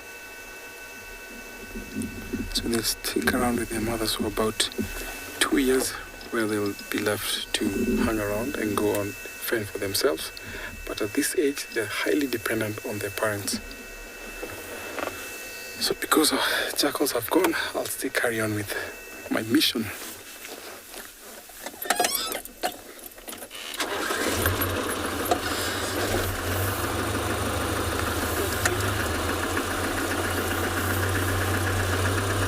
The sun is setting over in the Lolo escarpment, so I'm heading towards that direction. So I'll take you over to another live location.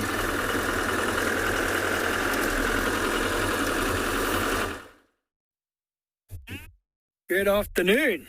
As he said over there at Masamora, the sun is setting and we're hoping to get a bit of activity from our male lion here. As I was saying earlier, this is one of the Ross males. Now they both are here, we just can't see the other one.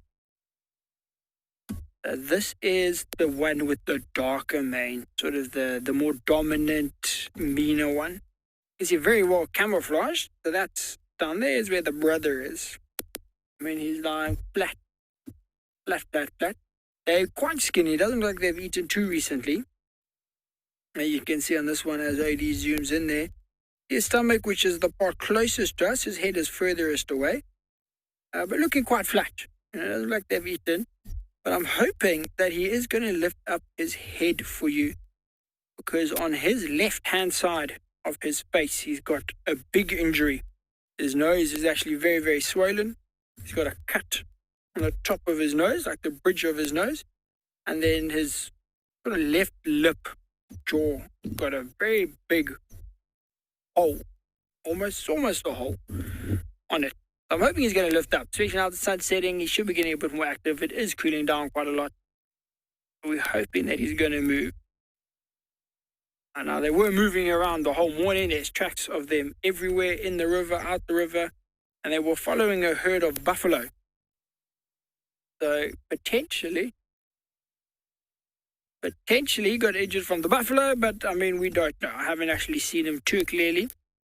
But yes, indeed, I hear some comments saying he's a very flat cat, and he is very, very flat. I mean, myself and OD have been sitting here for close on 45 minutes, and he has moved his leg twice. That's what we've had. You can see there's breathing pretty slow, quite controlled breathing. He's not panting excessively. He was a little bit earlier when it was much hotter. Now he's cooling down. He's in a little bit of shade. You can see most of his head is in the shade. There's his legs in the shade. So he is remaining quite cool. There's a bit of a breeze blowing, which is helping him keep his body temperature down, letting him relax a bit. But I mean, it's just impressive, the camouflage. Like we were following him from behind. He moved maybe 15 meters. And he lay down in the grass while I was turning. And I looked back and I just couldn't see him. Disappeared. I mean, just look at that image now. I mean, you can see the sun sort of reflects off of the line a little bit differently than it does on the grass. But I mean, it's fantastic how he blends in.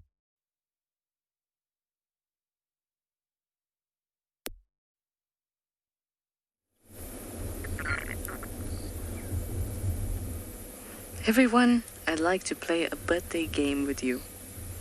It's called What's in That Hole? That's just it. I thought I'd make up a theme song and I couldn't think of anything, but it's called What Is in That Hole? And you're going to use the hashtag WildEarth. And you're going to guess what is in that hole. I know what's in that hole. I saw it go in. Maybe it'll come out. Maybe it wasn't sure whether it was scheduled for today's shift and whether it'll be on time. But also you have to send your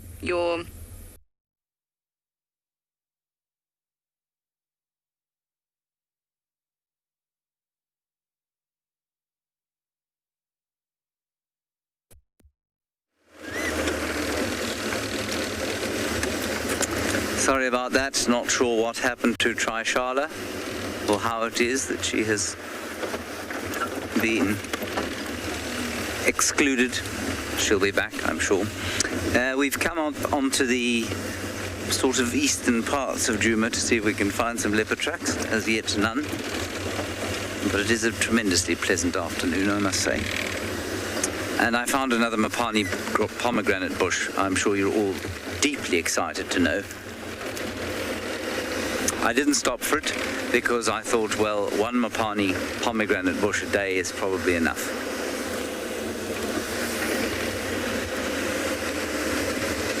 I'm sorry for those of you who are disappointed. I'm sure there are a few. We must cater to everybody.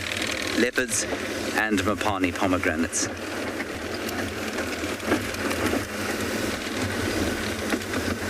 Right, apparently you're all disappointed and want to go to somebody else, so off you go.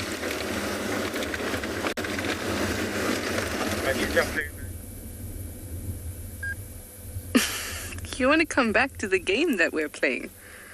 What's in this hole? Using the hashtag WildEarth, you can tell me what you think.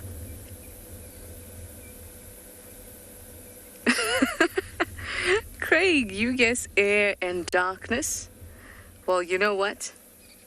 If you want the right answer, ask the right question. And you are not incorrect. That's 100% true. What animal is in this hole? There we go. That is a better question. Craig, 100% there's darkness in there and air. But there's an animal in there too. Yes, you can see the ants. Warren Chief, you say a porcupine. A porcupine that may have featured on Honey, I Shrunk the Kids. But no, not a porcupine. Now I feel like my friend here, I was about to say it and give it away because I'm good at that. I fear that my friend here is not going to play ball and not going to come back up. Some of you are saying dwarf mongoose. That is a good guess. But that is not who resides in this particular hole. Maybe if you pull out a little bit, BK, just to give some size. Peter, you say a puff adder. Oh, it is not a puff adder. But Peter, you're the closest from everyone so far.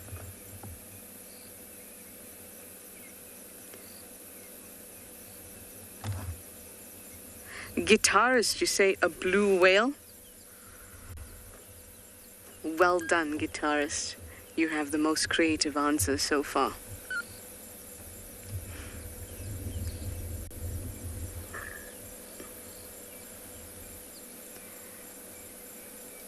It is...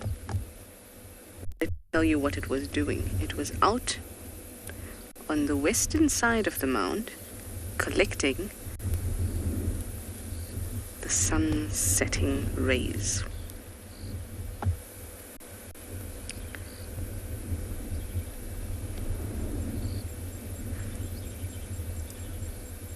It will probably not come back out because the sun is starting to set and it really makes no difference to it now, in or out. But I hope that it will play ball and will come out, and I will reveal the answer soon.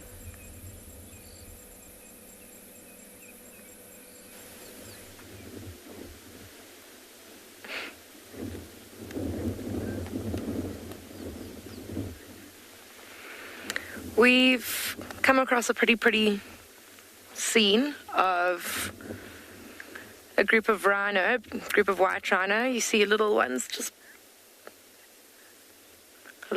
just popped out from behind her mother there. And just before you joined us, there were a few skirmishes, because if you look to the right, we've got two other little rhinos here. And I say little because they are not yet fully grown. And we were chatting about it a little bit yesterday with the other group of rhino we had. This is a case of satelliting. So these two younger calves are kind of trying to piggyback onto the mothering of this cow and her little calf. And what we've been seeing is the mother keeps kind of trying to push them away, because obviously she's got quite a responsibility to make sure that little one that she's got by her side makes it to adulthood, whereas these two are quite big and should be able to look after themselves a bit better than that little one of hers. But you'll see now they seem to be moving back towards her. They're going to try and stick with her as much as they can. And the little guy has got his ears trained on them. He looks very, very interested in the other two.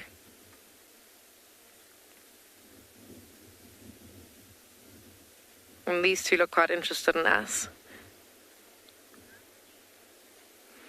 Yeah, the lighting is absolutely beautiful. You can see it kind of lights up those little furs, the little bit of fur on the edge of the rhino's ears.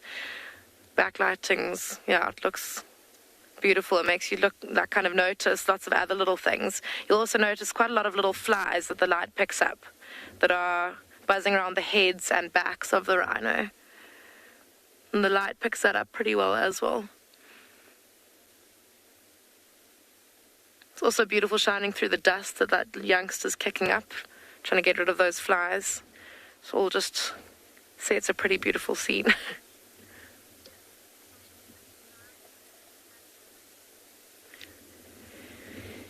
Tim, I would say no, rhinos cannot have twins. A baby rhino, when it comes out, is already pretty big. So for there to be two of those inside of an adult rhino, I think would be pretty harmful to the mother. So I don't think that's something that happens very often or at all, in fact. Same thing with Impala and wildebeest. It'll always only be just the one baby. But that is a very good question, Tim.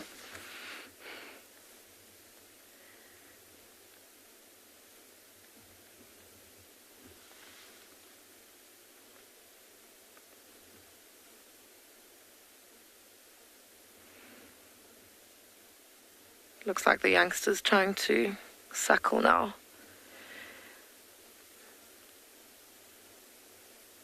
Well, he's just standing behind Mum. And it was also quite interesting is that if you've noticed, the youngster's so curious. He's always got his ears forward, like trying to work out what's going on, and often will walk a little bit away from the mum. And when we pulled up here, that little youngster started walking over to us to see what we were all about. And the mother quite quickly got in between us and the calf, just making sure that she's in between the calf and any kind of danger. Even though you can see she's very relaxed with us at the moment, she knows that we aren't a threat, but she's always going to be on the side of caution.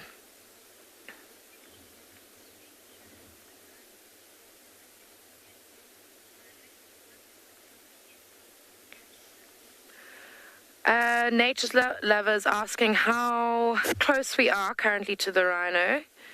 I'd say maybe 15 meters or so. But when we first came up to this little group, we were a little bit closer, and they actually ventured closer to us, maybe about 8 meters away, and then moved off. So the animals are very, very comfortable with the vehicles. They're quite used to us, and they understand that we don't pose any threat to them, so they're happy to kind of go on with their natural behavior. If their path takes them past us, they'll happily come past us. But I mean, you can see mum's kind of keeping an eye on us, the mother. Baby's very interested, got her ears trained on us. But generally, there's no kind of signs that they're uncomfortable. And those signs would be tails curled up in the air, trotting away with the baby in front of the mother. And obviously, you can see none of that behavior.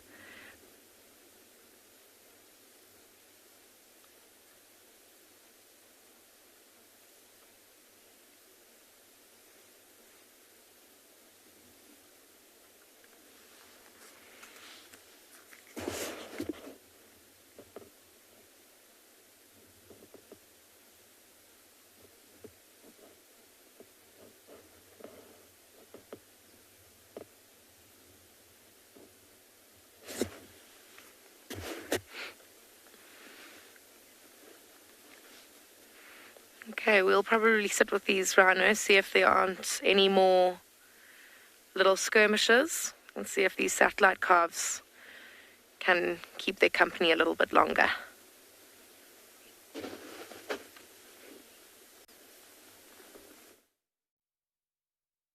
So we are trying the same game that they were trying with the rhinos. We're just hanging around here, seeing if we can get some activity from these males. And what you're looking at now is the other Ross male. So we moved around, we left the one that was sleeping to join this one that's sleeping. It actually seems to be in a bit of a harder spot, so you could just see some of his mane on the sort of left-hand side there, on the right. Again, I mean, very well camouflaged. You know, this lion is maybe 5, 6 meters from the car. That's where he lay down, and very, very, very well hidden. You got to give them that. Lazy as they are lazy in good places. They're lying in perfect areas. You can see he's on a bit of a game path. If anything's walking past, might not see them. If they are hungry, I said to you, they are hungry. It looks skinny. You can see around them there, the left-hand side of the bush, right-hand side of the bush, both areas where something could walk down. There's a water hole close by. So he could ambush anything that's walking down here while still getting his rest, staying nice and shaded. You see he's got this little bush here. He's completely in the shade. Breathing very, very calmly, but being very lazy. Now, you forget how lazy lions can actually be. They just sleep, especially these Ross males, notoriously lazy. But myself and Odie, we will put in the patience. We will sit here and see if anything happens.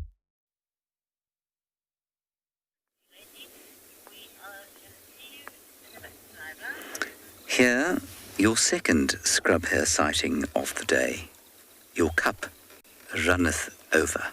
One, all the way across Tswalu, some 2,000 kilometers away, and one here, on the western fringes of the greater Kruger National Park. I'm not sure if the two of them are distantly related. I think it highly unlikely. This one moved as we drove past, and in so doing gave away its position. It is now not entirely sure whether we can see it or not, or whether we are looking at something else. And so it is taking the gamble to sit very still, using its camouflage to prevent us from eating it. For I'm sure that it is assuming that we want to eat it. Gorgeous, gorgeous fur. You can see that massive eye, and it's obviously designed for capturing as much light as possible in the night because they are nocturnal most of the time.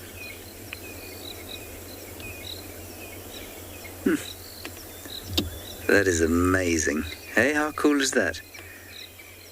So you can see how massive the eye is, how soft the fur must be. The little nose, twitching, smelling. You can even see the vehicle in the reflection. Wait, I'll wave. That's astounding. And then it's also got a tick in one of its ears, and the other ear that it's turned away from us. The tick is about the same size as the poor thing's eye. Not quite, but it is enormous.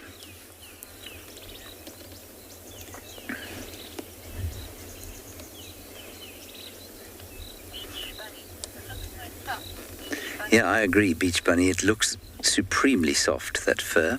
I don't know if it is or not. I've never touched a scrub hare before. I could try and leap out of the car and touch this one, but I suspect that many people will take a dim view of that. I would be one of them. I think you'd also find that on the miraculous chance that you managed to catch one of these things, you'd find that they are blessed with weapons you didn't know existed before. I think they'd scratch and bite quite ferociously.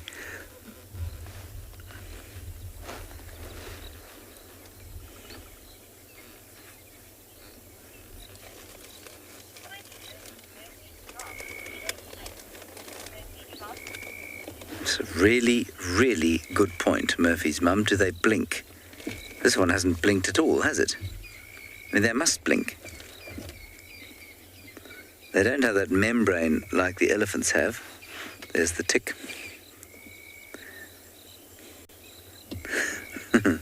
Attached itself to a nice ear vein. Ugh. That's pretty gross. But this thing has not blinked at all. Now it's having a meal. Some salad. How on earth, then, does it keep its eye from drying out? It must have a film over the top. Apparently, Trishala says she's seen one wink before. This is too cool. But I wonder if there isn't some kind of protective lens covering. There, it blinked. It blinked. Everyone saw that. Well done, Blinky the bunny. What an amazing creature. It's decided to have some early supper because it's up anyway.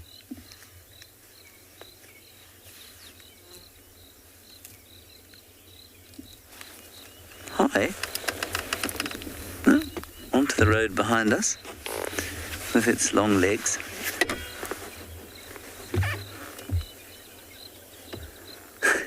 And off it goes.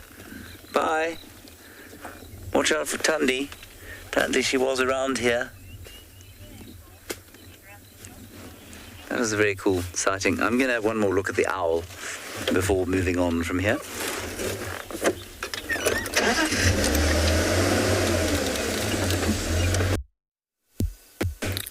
Welcome to the Mara.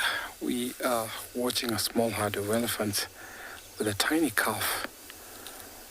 So it's that time of the day when these elephants will start heading off near the escarpment and into the forest area. Look at that cute calf. So during the day they walk to the swamps where they feed and drink water. Look at that posture there. So we have about 2 herds, and I think Mom is directing them to walk to a different direction because there's a vehicle approaching, so that's why they're moving away from the road. These matriarchs are super attentive to the young ones whenever there's any obstacle coming towards the calves. See them walking away, leading the calves away from the road. Sometimes they are so playful and find that they become inquisitive, want to find out what's going on.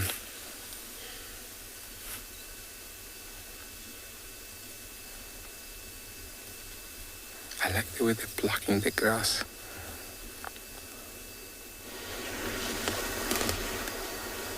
So that calf is not yet able to use the trunk properly. So you'll see them swinging the trunks, watching others what they're doing, but their trunks are not yet strong enough. A little bit of trunk wrestle.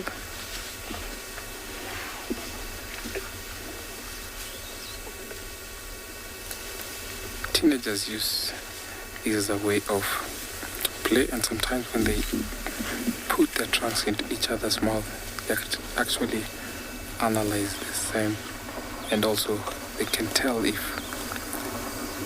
one is in distress or sometimes stress, and that is one way of finding peace that they are playing. They've slowly turned direction, so that tells you how the metric has communicated and made them change direction and change course. Previously they were walking to the right, now they're walking all to the left. That is so interesting how these metrics are able to communicate, and everyone just slowly turns away.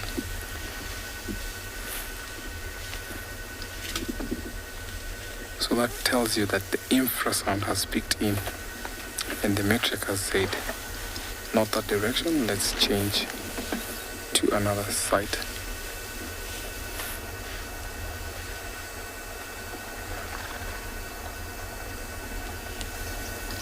You can see the other herd in the background there.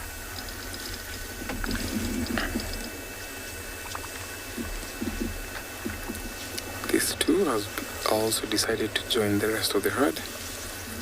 So I'm going to stick here and watch these elephants and see where they're going to as we take you over to another live location.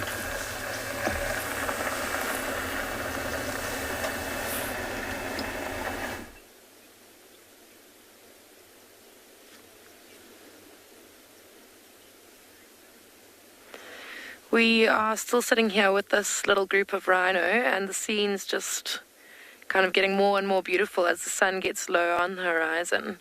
The light's getting prettier on these rhino, and there's still kind of been some interesting interactions.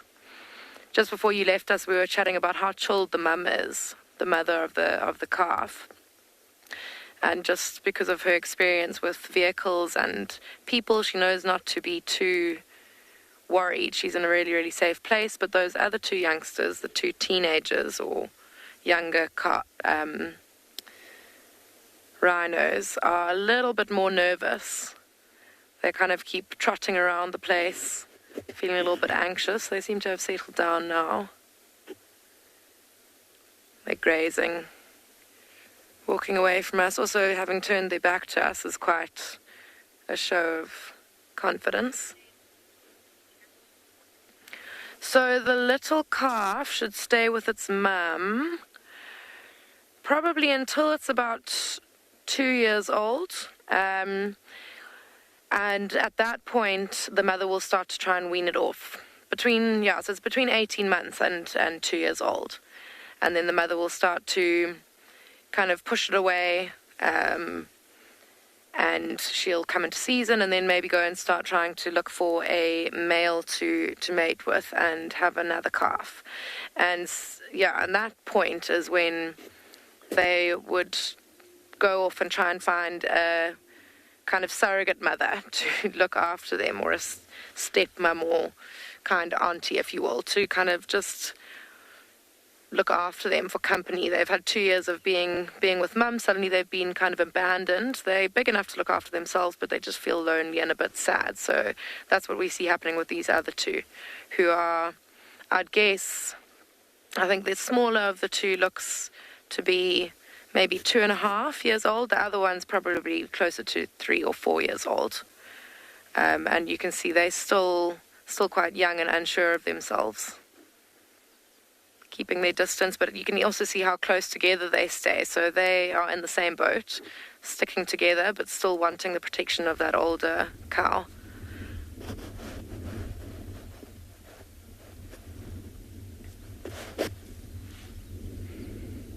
And one of the things that kind of helps to wean the rhino off of its mother's kind of milk, and then obviously helps it to move away, is the growing of its horn. So you can see that little one on the left, its horn's still pretty small, so that helps for her to get to the mother's teats between her back legs. As that horn grows, obviously it's going to become more and more uncomfortable for that little calf to drink from the mother, and that's one of the reasons the mother starts to reject the calf drinking, and then start looking for maybe a bull to mate with and start the whole cycle again. Oh, there we go, a little bit of a chase. Little one's getting a bit too close.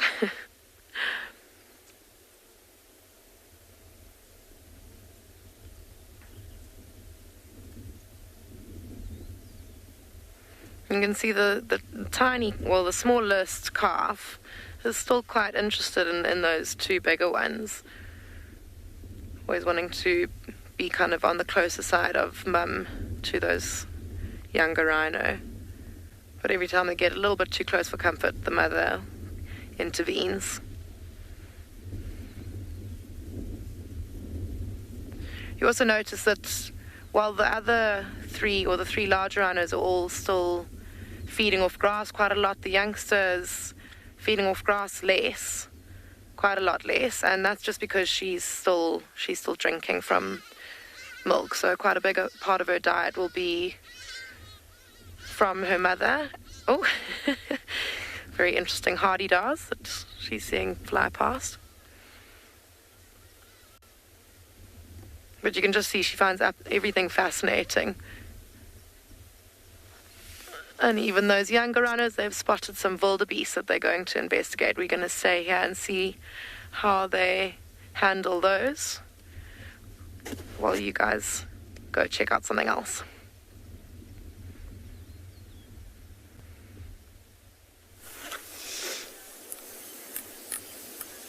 And there's something else that you are now checking out, is the rear end of a hyena that we found just sleeping in the road.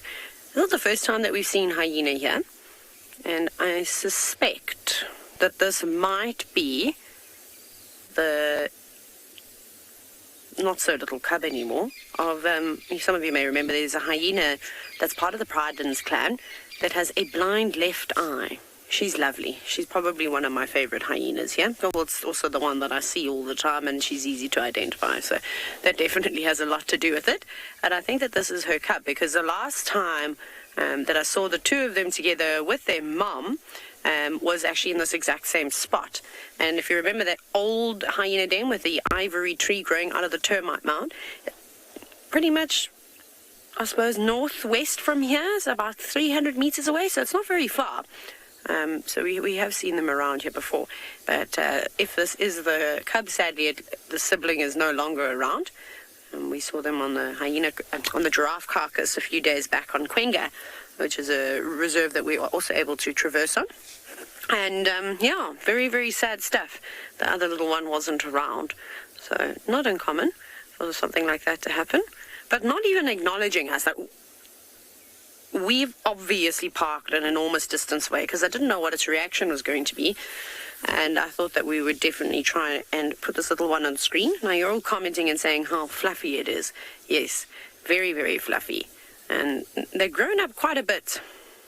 It's so hard to try and age these cubs, especially when you haven't been able to see them when they were just tiny little black things, because they're obviously so sweet and precious. And I know all of you, I don't need to preach to all of you, but for all the new viewers that are watching, when hyena cubs are born, they have got black fur on them, so you don't see any of their patterns or different color variations. That sort of fur comes through at a later stage. But I think that the last time I saw them, I said that they must have been between 8 and 10 months or so. So I think they're probably closer to about 10 months old now. Not spending very much time with mom. Oh, big yawn. Definitely going out and about. This one comes into camp all the time because mom has taught them to do that. She used to just arrive with them, drop them off, and then off she'd go, and they'd steal all the students' shoes. Keith, I think I don't know why it was sitting out on the road. Maybe it was just trying to catch the last of the sun's rays, the last of the warmth. It hasn't quite warmed up in the evenings just yet. It does get a bit chilly. But hyenas are notorious. They just lie wherever they want. I mean, they even lie in puddles of water. So I don't know if there's any specific reason. Are you going to camp now? Probably knows that we've just got our new intake of students at eco training. We've got one group left this morning. They're off to Makuleki to finish their 55-day course. We've also got some year students on that group, and now we've got 2 different courses that have just joined us. Hello. You're very cute. But if anyone else disagrees with the age, because I'm no expert when it comes to hyenas, please let me know. You can hashtag WildEarth. It'd be nice to have a bit of a discussion about it, but I think that they're probably closer to about 10 months old now. But we're going to start the car and follow this fella down the road.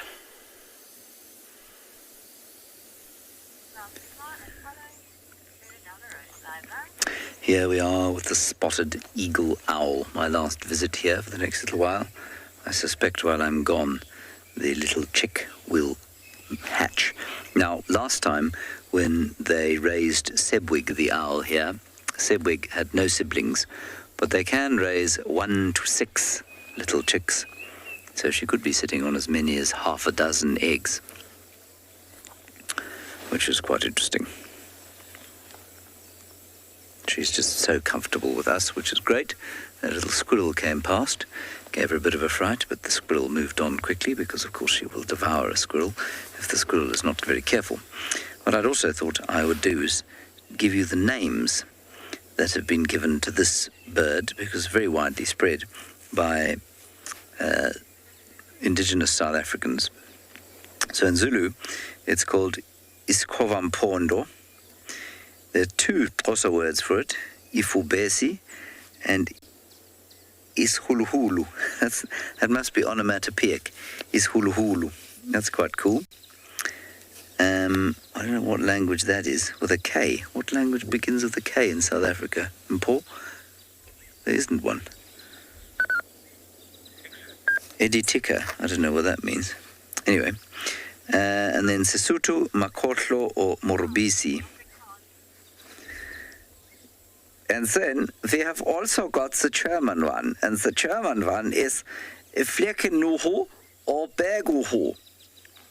And we've also got the French one, and in French it is Grand Duc Afrique or Grand Duc Africain. In Portuguese, Bufo Malhado.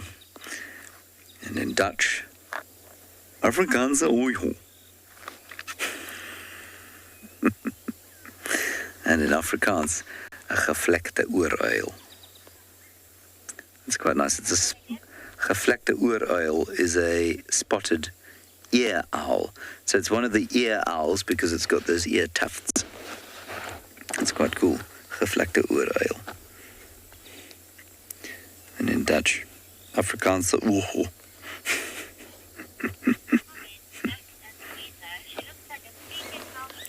She does, exactly, Mac and Weezer. She looks like it. Nice to hear from you again. I think I've heard from you for a while.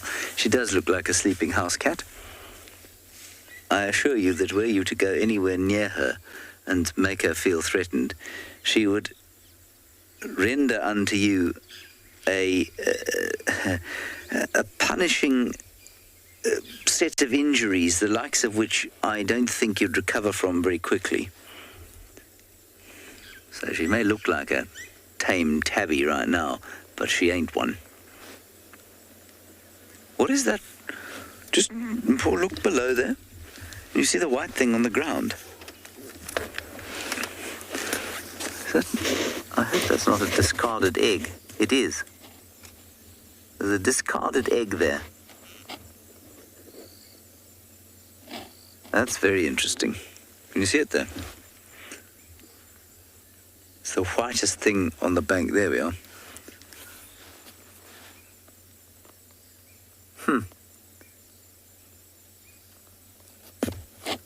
Oh, very interesting. I'd love to go and fetch it, but again, I'm not going to.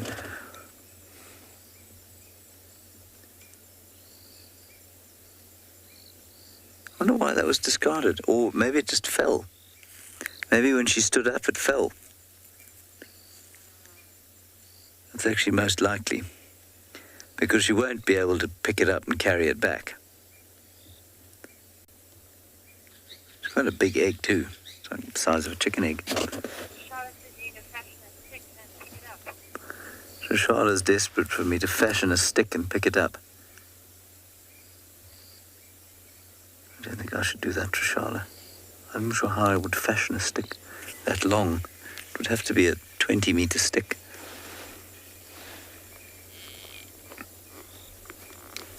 Fascinating.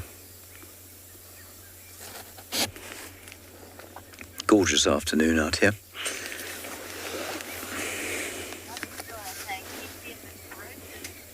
I can't see if it's broken, no. It just looks fairly intact. I wonder if it didn't just roll down there.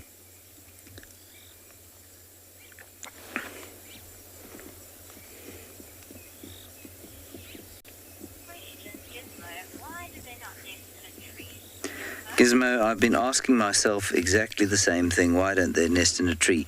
And the answer is they do sometimes, but they don't build a nest. So they'll nest on any surface where they can create a very shallow bowl of about 30 centimeters in diameter, so about a foot.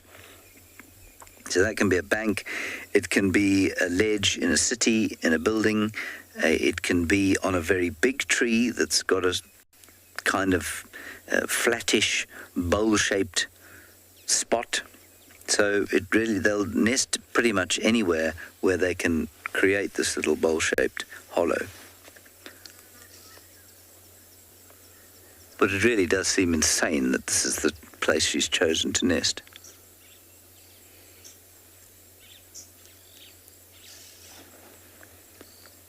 Sleepy little wool. Not so little.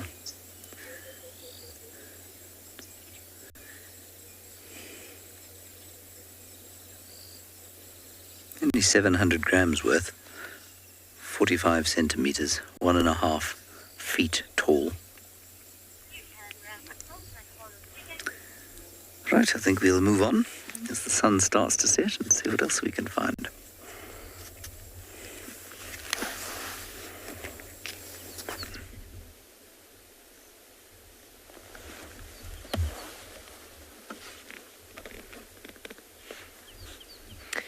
So we've just left that little group of 4 rhinos to come across another 2 white rhinos, another little mother and calf duo.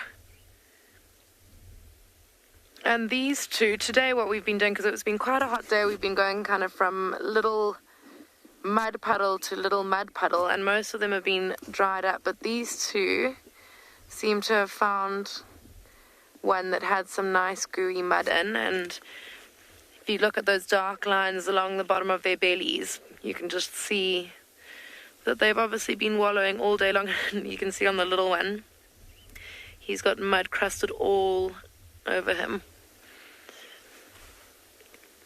I think they definitely found the best place to be after a hot day like today. Sorry, her, that little calf is a girl, female.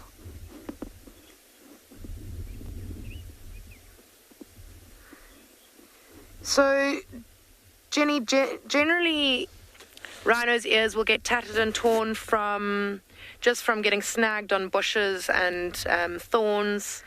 The males possibly from fighting, but here on Phinda we actually notch the ears. We cut a little bit out, and that's just for research reasons. It's done when they're quite young, so it doesn't really hurt, and it's so that we can keep track of which rhino we can differentiate from them, and so that we know who is still around and who isn't. And if one kind of goes missing, we know we need to try and look out for that animal that might have gone missing. So it's basically just for research and for the safety of the rhino that we do that. But that's a good question, quite observant of you to notice.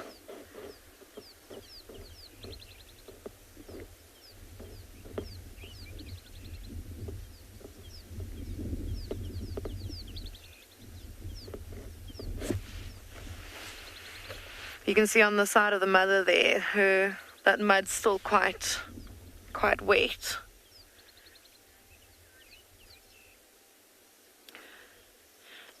Krishna's asking if rhinos can swim, and I have to be honest, I've not seen that happening.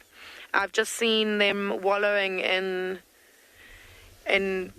nice puddles, but I mean they get pretty well submerged in a puddle of mud, but I cannot say that I've seen them in kind of like a big body of water swimming around. But I will look into that and get back to you about that. I'm not entirely sure. It's a very good question though. Shall we move forward a little bit, see if we can get a view of these guys again?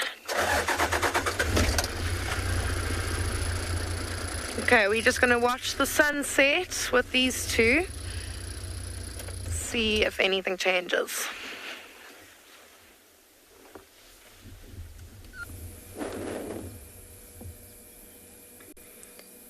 Yes, I am showing you another hole, but I have finally accepted that our whole game will not go as planned because the sun is setting and anything that was in the hole can go in and not want to come out anymore. So in that hole covered by the grass, slightly lower, that one, there was the same animal that was in the other hole. If you guessed it was a rough-scaled plated lizard, then well done. Although I have no evidence to show you that that's what it was, but I promise you it was one in the other hole and one in here. Of course, they won't play ball with me. Oh, I thought that was the moment for it to just come out and prove me wrong. But apparently not. I think that could be an interesting game. Sometimes they could be spiders, squirrels, mongoose, birds, lizards, geckos, snakes, all sorts of things could peek their heads out. But alas, our game was only a shell of a game show today. But hopefully the hyena den will not only be a shell of a den this evening, so I'm going to go through. I'm not too far at all. Go through on that side, see if they're out and playing, because the sun has started to set. Hopefully we'll be lucky.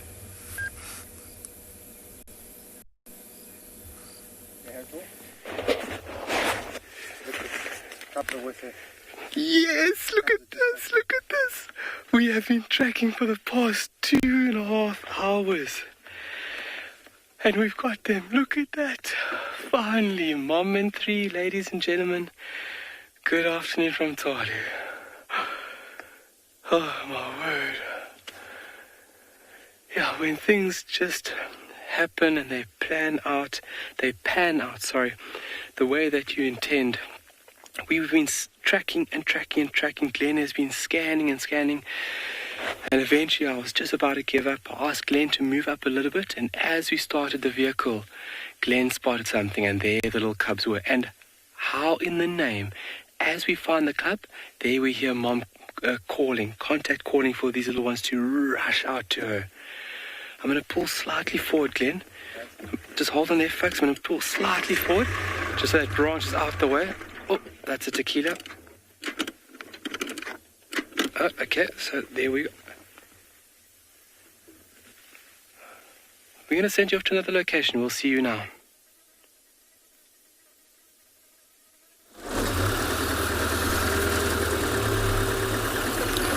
So we've come across a lone cheetah, and it looks like the cheetah is fully fed. Looks like he was feeding right about now and left the carcass and now walking away. Could be hyenas around here. He's very, very shy. This big male cheetah. And here it's croaking.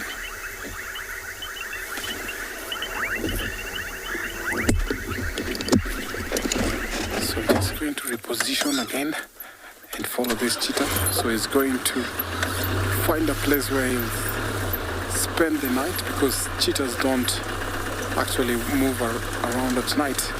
they depend on the daylight to go out and hunt.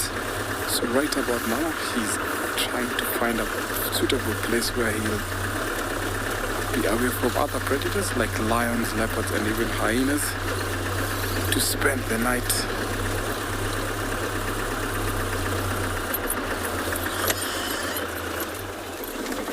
Look at how full he is. I'm sure hyenas are trying to follow because he's left a carcass somewhere.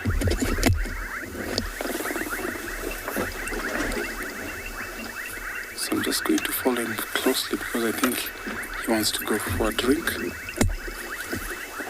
He's going definitely for a drink, so I'm just following him very, very slowly. I don't want to scoop him and maybe make him run to where hyenas or maybe lions are. So I'm just going to go round.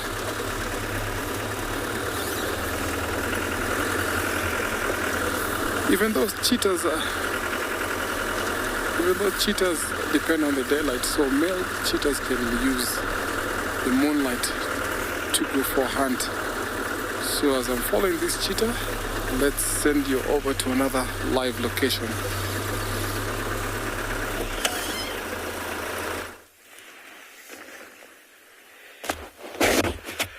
Welcome back. Okay, so the feed is not the greatest, folks. I'm going to have to apologize in advance, but we have got her, and look at those little ones getting tucked in. She must have been away from these cubs for about a day and a half now. Looking at the tracks of mom and looking at the little ones, so they are very hungry, and she has got a full belly.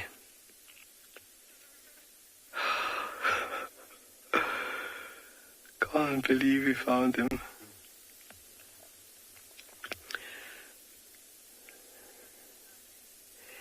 Great, I'm so happy that everybody's excited because it's been a few days since we've seen these little gems, and it's just taken some hard work. Obviously the groundwork put down from the tracking team this morning, and then this afternoon myself and Glenn said we are not going to give up. We had a plan of action, we stuck to it, and it materialized.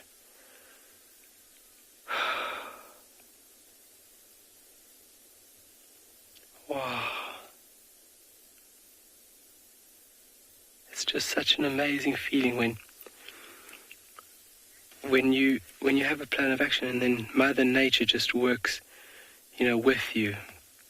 Because she could have come back 2 hours later, on the cover of darkness. But how lucky we are that she came back now.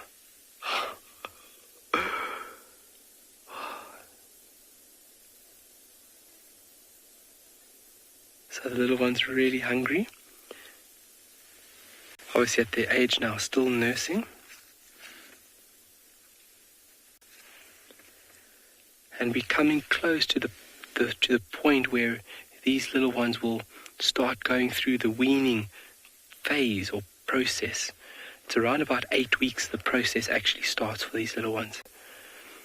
But right now Mom has got enough food for her, and then obviously allowing her to produce enough milk, which is the best for these little ones to grow. Oh, look at that. Thanks, Mom.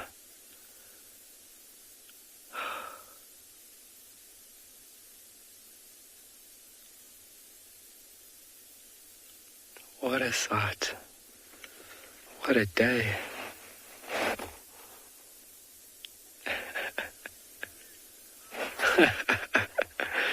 Anything small. I think us as humans have a little built-in system that I like to call the R system. And every time anybody sees something small, it's an automatic reaction to go, ah. And I've tested the theory, not only with young cubs like this and young antelope, but poo, young or small elephant dung. Bunch of people in the car, and we were talking about dung, and I picked up a big piece of fresh elephant dung, and when I touched it, everybody's reaction was like, oh my word, how could you touch that, sis? So I walked around my car and I picked up a little elephant dung, and when I picked it up, the reaction was totally different. Aww.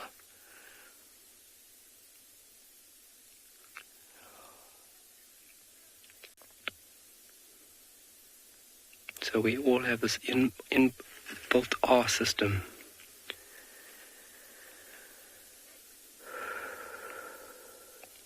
See, she's panting quite quickly, so she's been walking more than likely very far to get back to these little ones.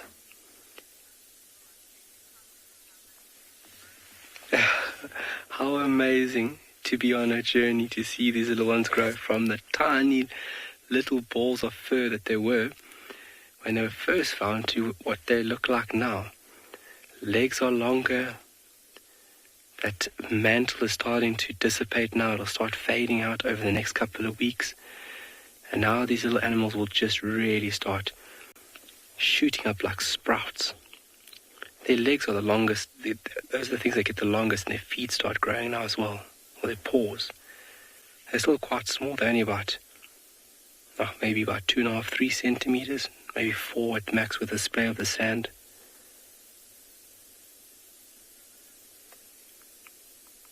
Yeah, let's go for 4 centimeters.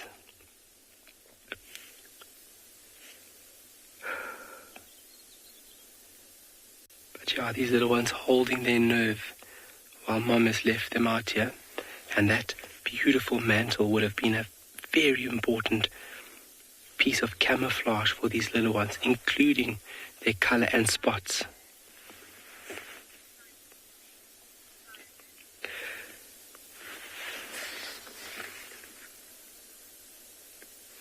It's really, really amazing. So nursing is the order of business right now. And then you'll find that after they have full bellies that are... Oh, wow.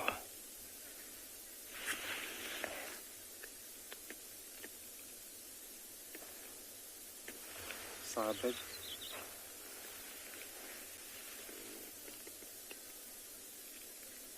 So after the feed, they definitely will go down for a nap.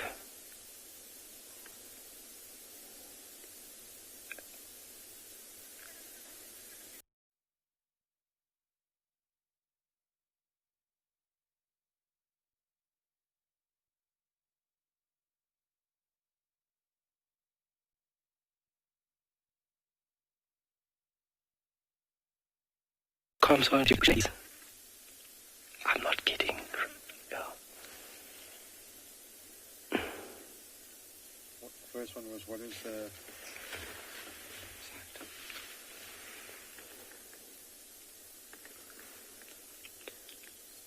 So main order for her would just be to cool down, and then more than likely do a little bit of grooming on the little ones, and then just...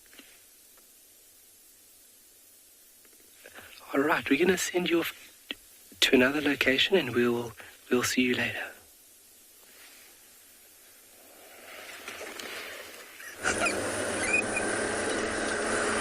I am now driving up north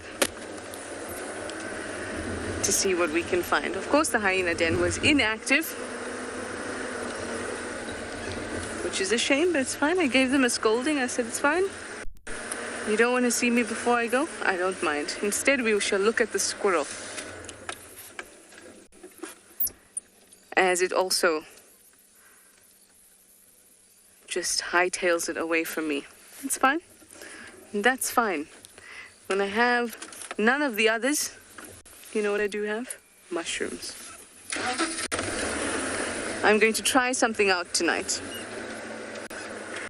I'm going to try out looking at the spores, because the spores reflect a lot of light. So I'm going to try and shine a light on the mushroom and see if we can see the spores. And of course, if we can't see the spores, then I will let you know.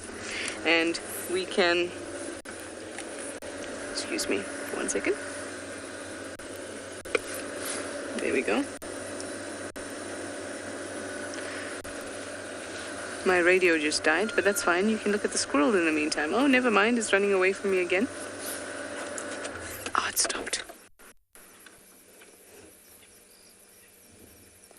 There we go. I've got everything back. Now I have a squirrel to look at, and the squirrel has showed us its superpowers of crazy high jumps. So yes, I was telling you that I wanted to do that and show you those spores, because how could I go out without showing you a mushroom? And today I really got it all in. I got to give you the theory I read. I'm going to show you the mushroom, and of course I'll have to find a chameleon. So I'm going to get it all in today on this last drive for the stint.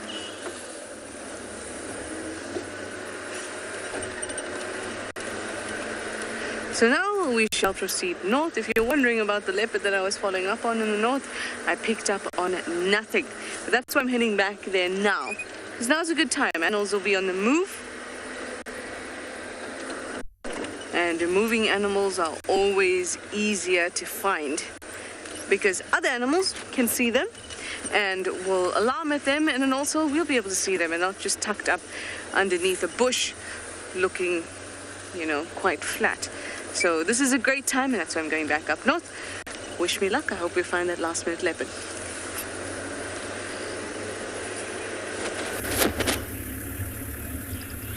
Okay, so we left the Ross males. Now they didn't move. Not even a flick of an ear, a twitch of a paw, there was nothing. So we let some other people come in there, have a look, and we decided to see if we can find some leopards or anything else that is active, maybe hyenas, some elephants walking around. So we're taking a bit of a drive around. You can see sun is set, it's getting much, much cooler. And we should be getting a lot more of the nocturnal animals starting to wake up, stretch, move around, do things like that. A lot of the other ones, things like the Impala, zebra, wildebeest, coming to sleep in an open clearing like we have on our right-hand side over here. You can actually see there's one Impala, two of them actually, inside the clearing over there. And this is the perfect area for them. I'm sure if we sat here for 10-15 minutes, we would see the wildebeest coming through, maybe even a giraffe coming through, looking to sleep here. Nice and open, nice and safe. They're very well positioned. There's a water hole just in the middle here, a small pan.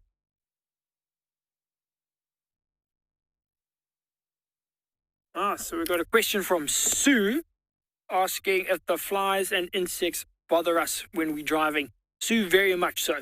Very, very much.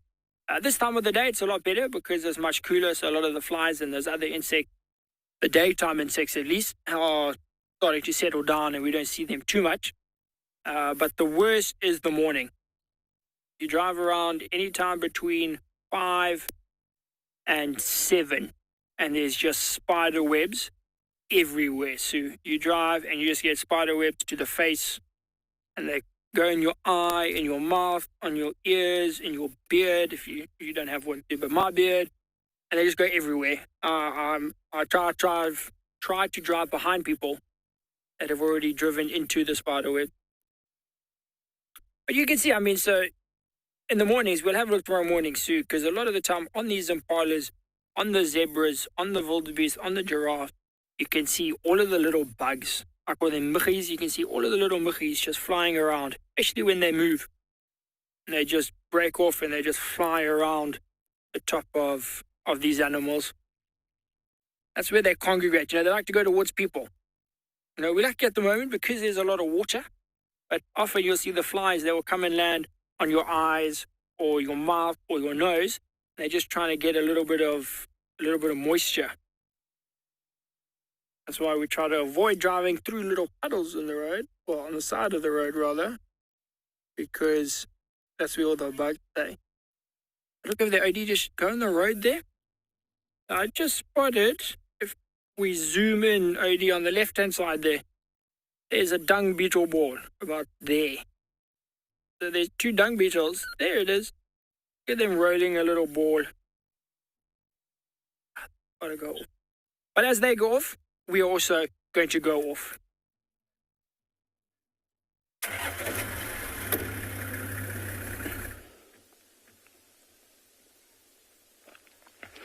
All right, welcome back. I would have to apologize about the feed. It's not the greatest where we're sitting, and we're not too sure why. But it's just a lot of cuteness going on here, so it should be okay. Sorry, so there was a bit of breakup. There was a question there.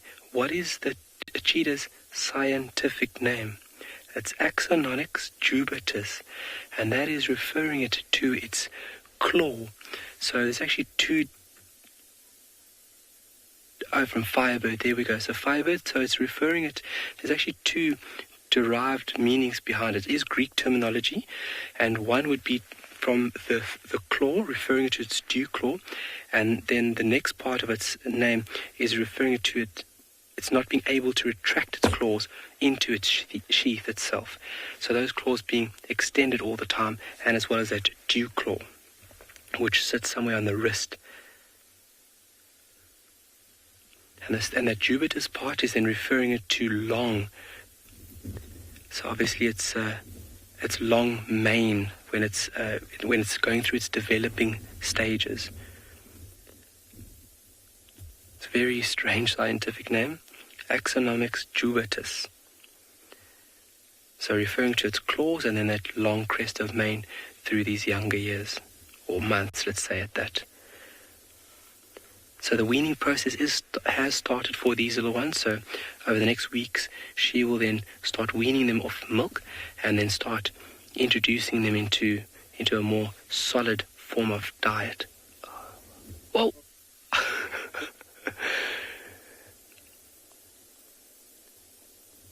but it would not be complete for until another 4 months.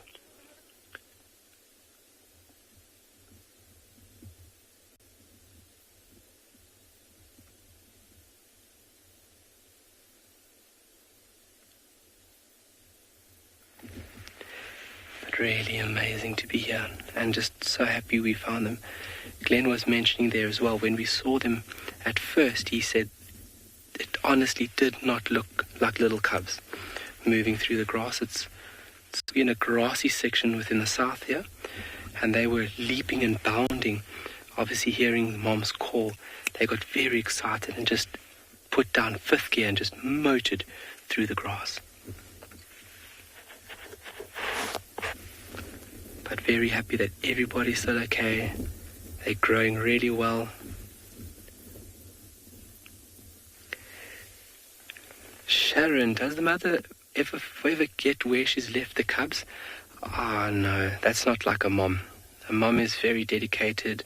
That's her everything right now. So she would have landmarks on where she left them, a specific point that she knows. Maybe there has been recordings where Cheetah has gotten a little bit disorientated and hasn't been able to find the cubs. But it's incredible on how they know where to go back to.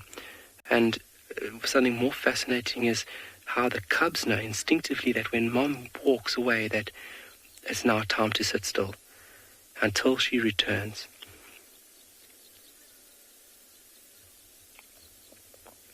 So I think there are chances of them forgetting, but not very common, let's say it that. Maybe young cheetah, inexperienced cheetah, definitely. First litter, like imagine the Serengeti with all that thick grass. I mean, it must be an absolute nightmare for the mother to find cheetah in the long grass. But my heart is just overwhelmed at the moment.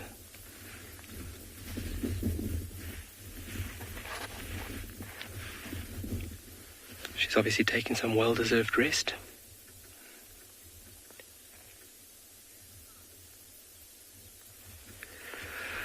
Lois, why do males play no part in bringing up the cubs?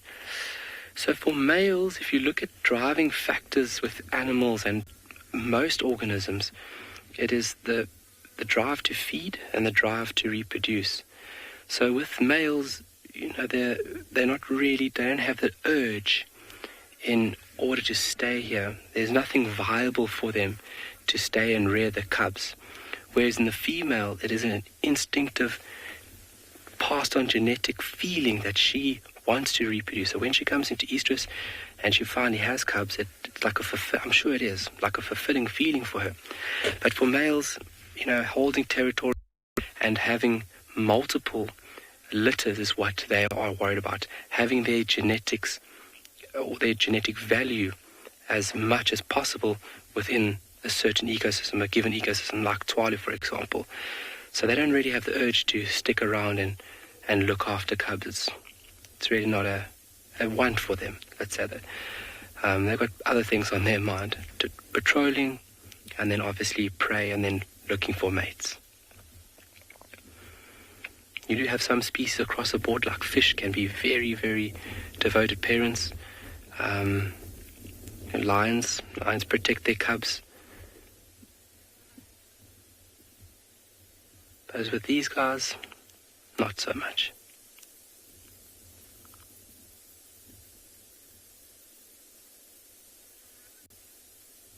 You can see her breathing rate has slowed down a bit now. She looks good. When she was on top of the dune, I took a good look with the binoculars, and she looks in tip-top condition. Obviously, going on these hunts, there's always a potential chance that she could get injured.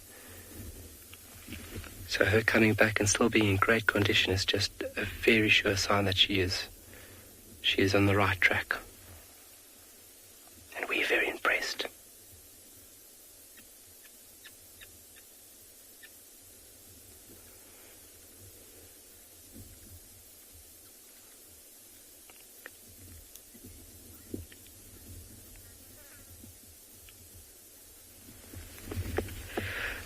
Minimi, why do cheetah have a higher mortality rate in comparison to other cats?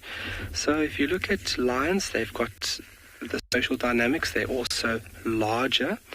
So weapons and weight definitely do play a vital role when it comes to protecting little ones.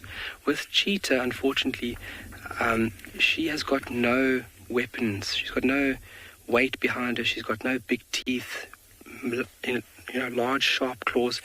So unfortunately, their cubs do fall victim to predation, and it's quite a high percentage as well. Here in this area, it would be at about 50% of cubs would, make it to their first year. But some places can be as high as 70%, and that's obviously a counteract why cheetah have such large litters, is to counteract that high mortality rate. And they are just exposed and vulnerable. I mean, it's one mom, trying to protect and provide enough for all these little ones. So, unfortunately, it is as it is, where if you had 4 or 5 cheetah, your mortality rate might be a bit low because you have more backing, you have more power and more strength on your side. As in with a female cheetah like this, if a lion had a rush in here, she would run. She would obviously try and keep tabs on all the little ones, but along the lines, somebody's going to get hurt.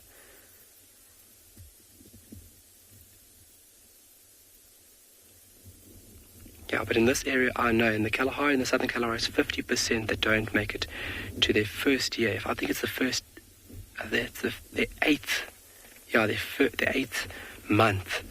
So it's very, very high. All right, we're going to send you to another location. We'll be here.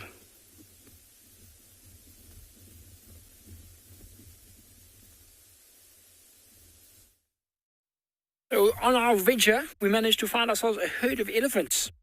This is just the one right at the back. We think this one's a young male. But I mean, already you can see slightly taller than the one we saw earlier. Oh, there we go. So that's the rest of the herd inside there. You can see the one feeding. If you look just under its belly there, you can see another one walking. It was a little baby, but they were a little bit nervous and actually moved off quite quickly inside here. But you can see this big one close to us, as we said, young male. He's been very relaxed, just feeding as he goes, making use of this cooler weather, now that the sun's set, making use of that, covering some ground, feeding as much as they can.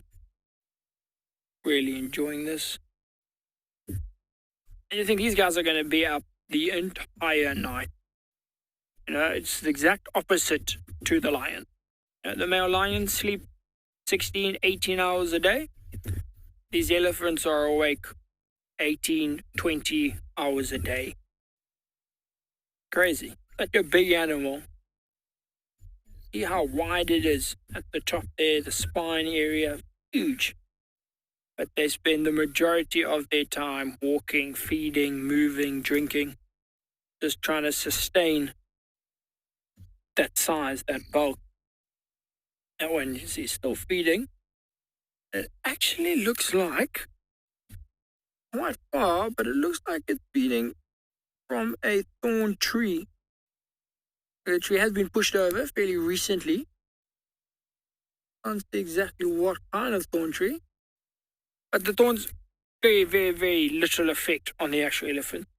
And they've got very, very thick skin, especially on their trunk. Very thick. They can grab the leaves. And they can feed very, very easily. Inside their mouths, massive, massive teeth. They've got 4 teeth. And, and just crunch through anything, pulverize anything they eat. Sometimes they do get a few bugs, although they are sort of vegetarian. They're just eating the grass and the leaves and roots and sort of thing. They might every now and then get something, on a leaf, maybe a chameleon, that they unknowingly pick up off a branch, little bugs that they will just carry on chewing. Every now and then you might find a bit of flesh in their dung. And most of the time it's just sticks, fruits, marula fruit, seeds, pips, things like that. It's amazing how quickly they disappear. Have a look now there. Gone. Nothing. Pretty cool how they do that. I'm going to keep quiet and just listen. You can't hear anything either.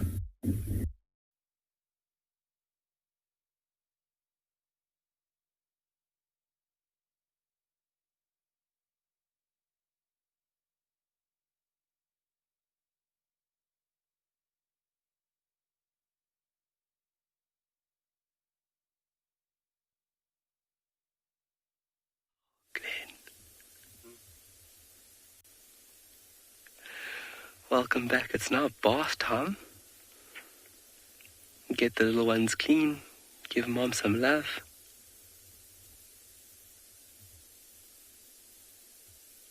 Wow. So just touching on that really good question that was asked earlier.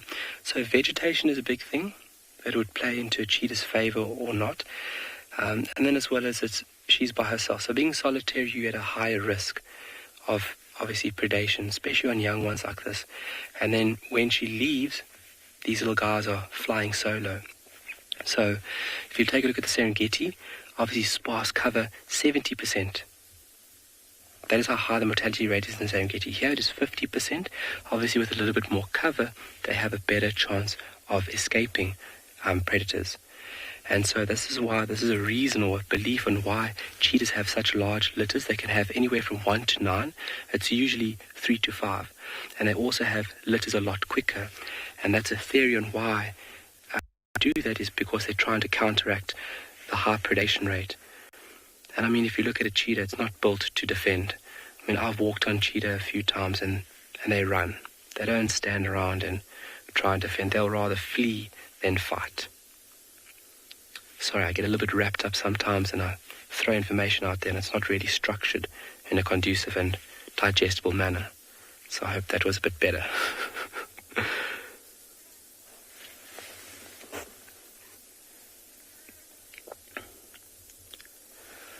Wow.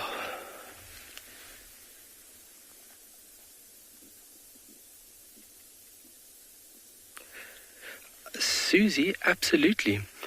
Cheetahs are more successful in certain areas. That would be, if you take a look at the area that they're in, what other predators are there. I mean, I've even read of accounts where secretary birds would kill cubs. That's how vulnerable they are. So what predators you would have in the area, how large the area would be, and as well as the vegetative structure. So those all being factors, either pros or cons, with the success rate of these little ones. But a really nice question, yeah. Vegetation and cover is a very important thing for animals, especially when you have little ones like this.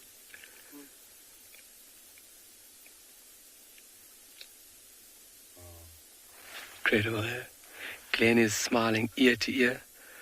I think I should take a selfie with him with his big smile. because this is just too precious.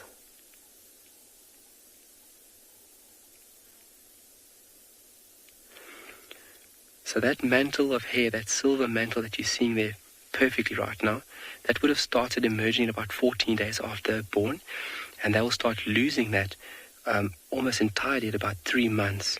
It starts to fall out and then becomes obviously less and less visible as we go on from that point of 3 months. But really aiding them in a bit of, helping them out in a little bit while mom leaves them out here. Because look how that little one blends in with the grass.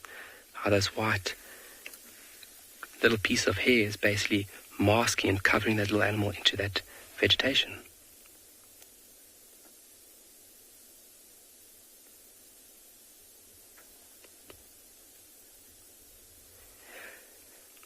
A nature lover, can they climb trees to hide? They won't necessarily climb a tree to hide. If mom wasn't here, and if I had to approach those little ones, they would opt for the option of rather running away. If you go into a tree, you are then sitting duck. They do climb trees, especially at this, adventurous stage. They climb trees as much as they can.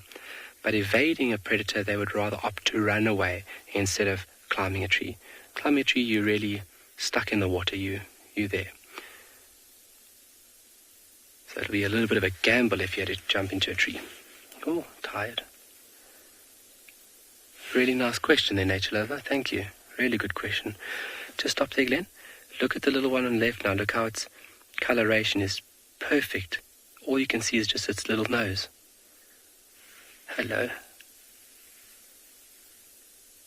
And nature is just incredible.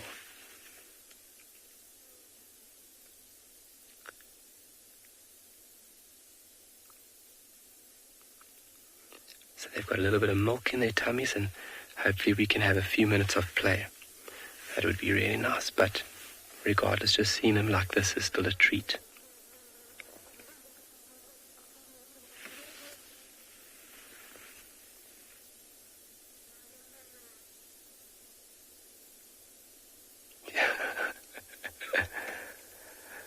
We're going to hold out here. We're going to send you off to another safari location.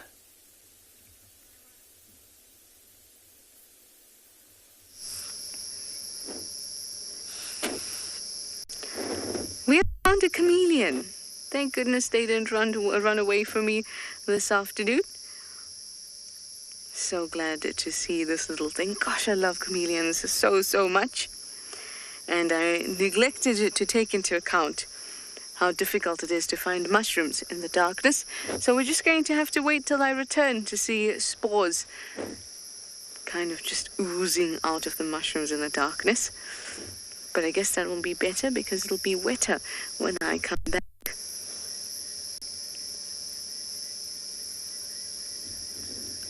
Are you enjoying being in the limelight, flap-necked chameleon?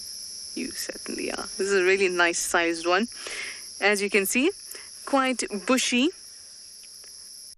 This was a difficult one to spot, but we did find it.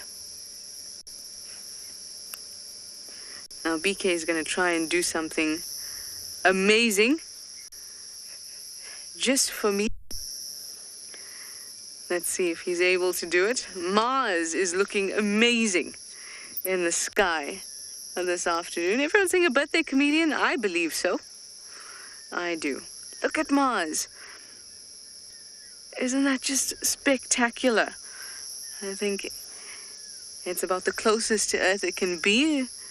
So it does. It looks amazing, doesn't it? Absolutely amazing. Well, as you know, this is my, James, and BK's last drive for a little while, but we will be back. And we would like to say thank you all for listening to us, for dealing with our antics, and in BK's case, just dealing with his spectacular camera work. So thank you very much for that, guys. But we will still chat about our chameleon, if BK can find him again.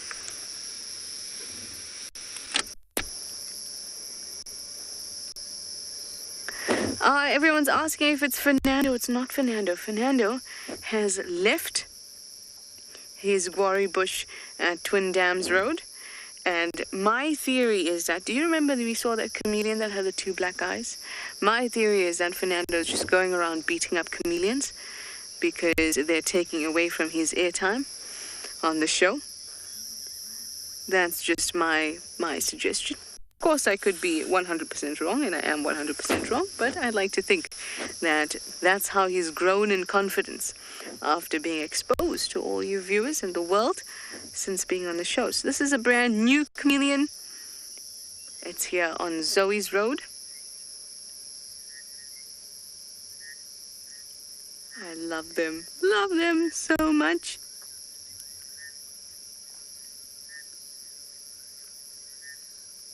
I couldn't be happy with the last minute chameleon. Well, you know, we've had some great sightings together, some great experiences together. Got to chat about so many things, and thank you all for wishing us well when we're off. We appreciate it so much. I'm going to leave you with a few seconds of the wonderful sounds of the bush, the cicadas, the crickets. Fiery-necked nightjar in the background, Scops owl.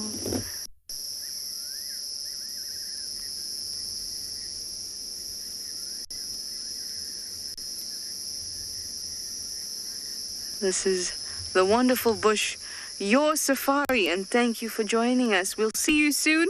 Thank you for your questions and your comments. Bye for now. Hi, my name is Taylor McCurdy, and I'm coming to you from eco training here on Pridelands. My most favorite animal in Africa has to be the elephant that's behind me, and this is Kumo. You'll meet him. But elephants just in general, they're really sociable. They're always doing something, and I love to see the interactions between the members of the herd. To learn more about these elephants, join me on channel 1.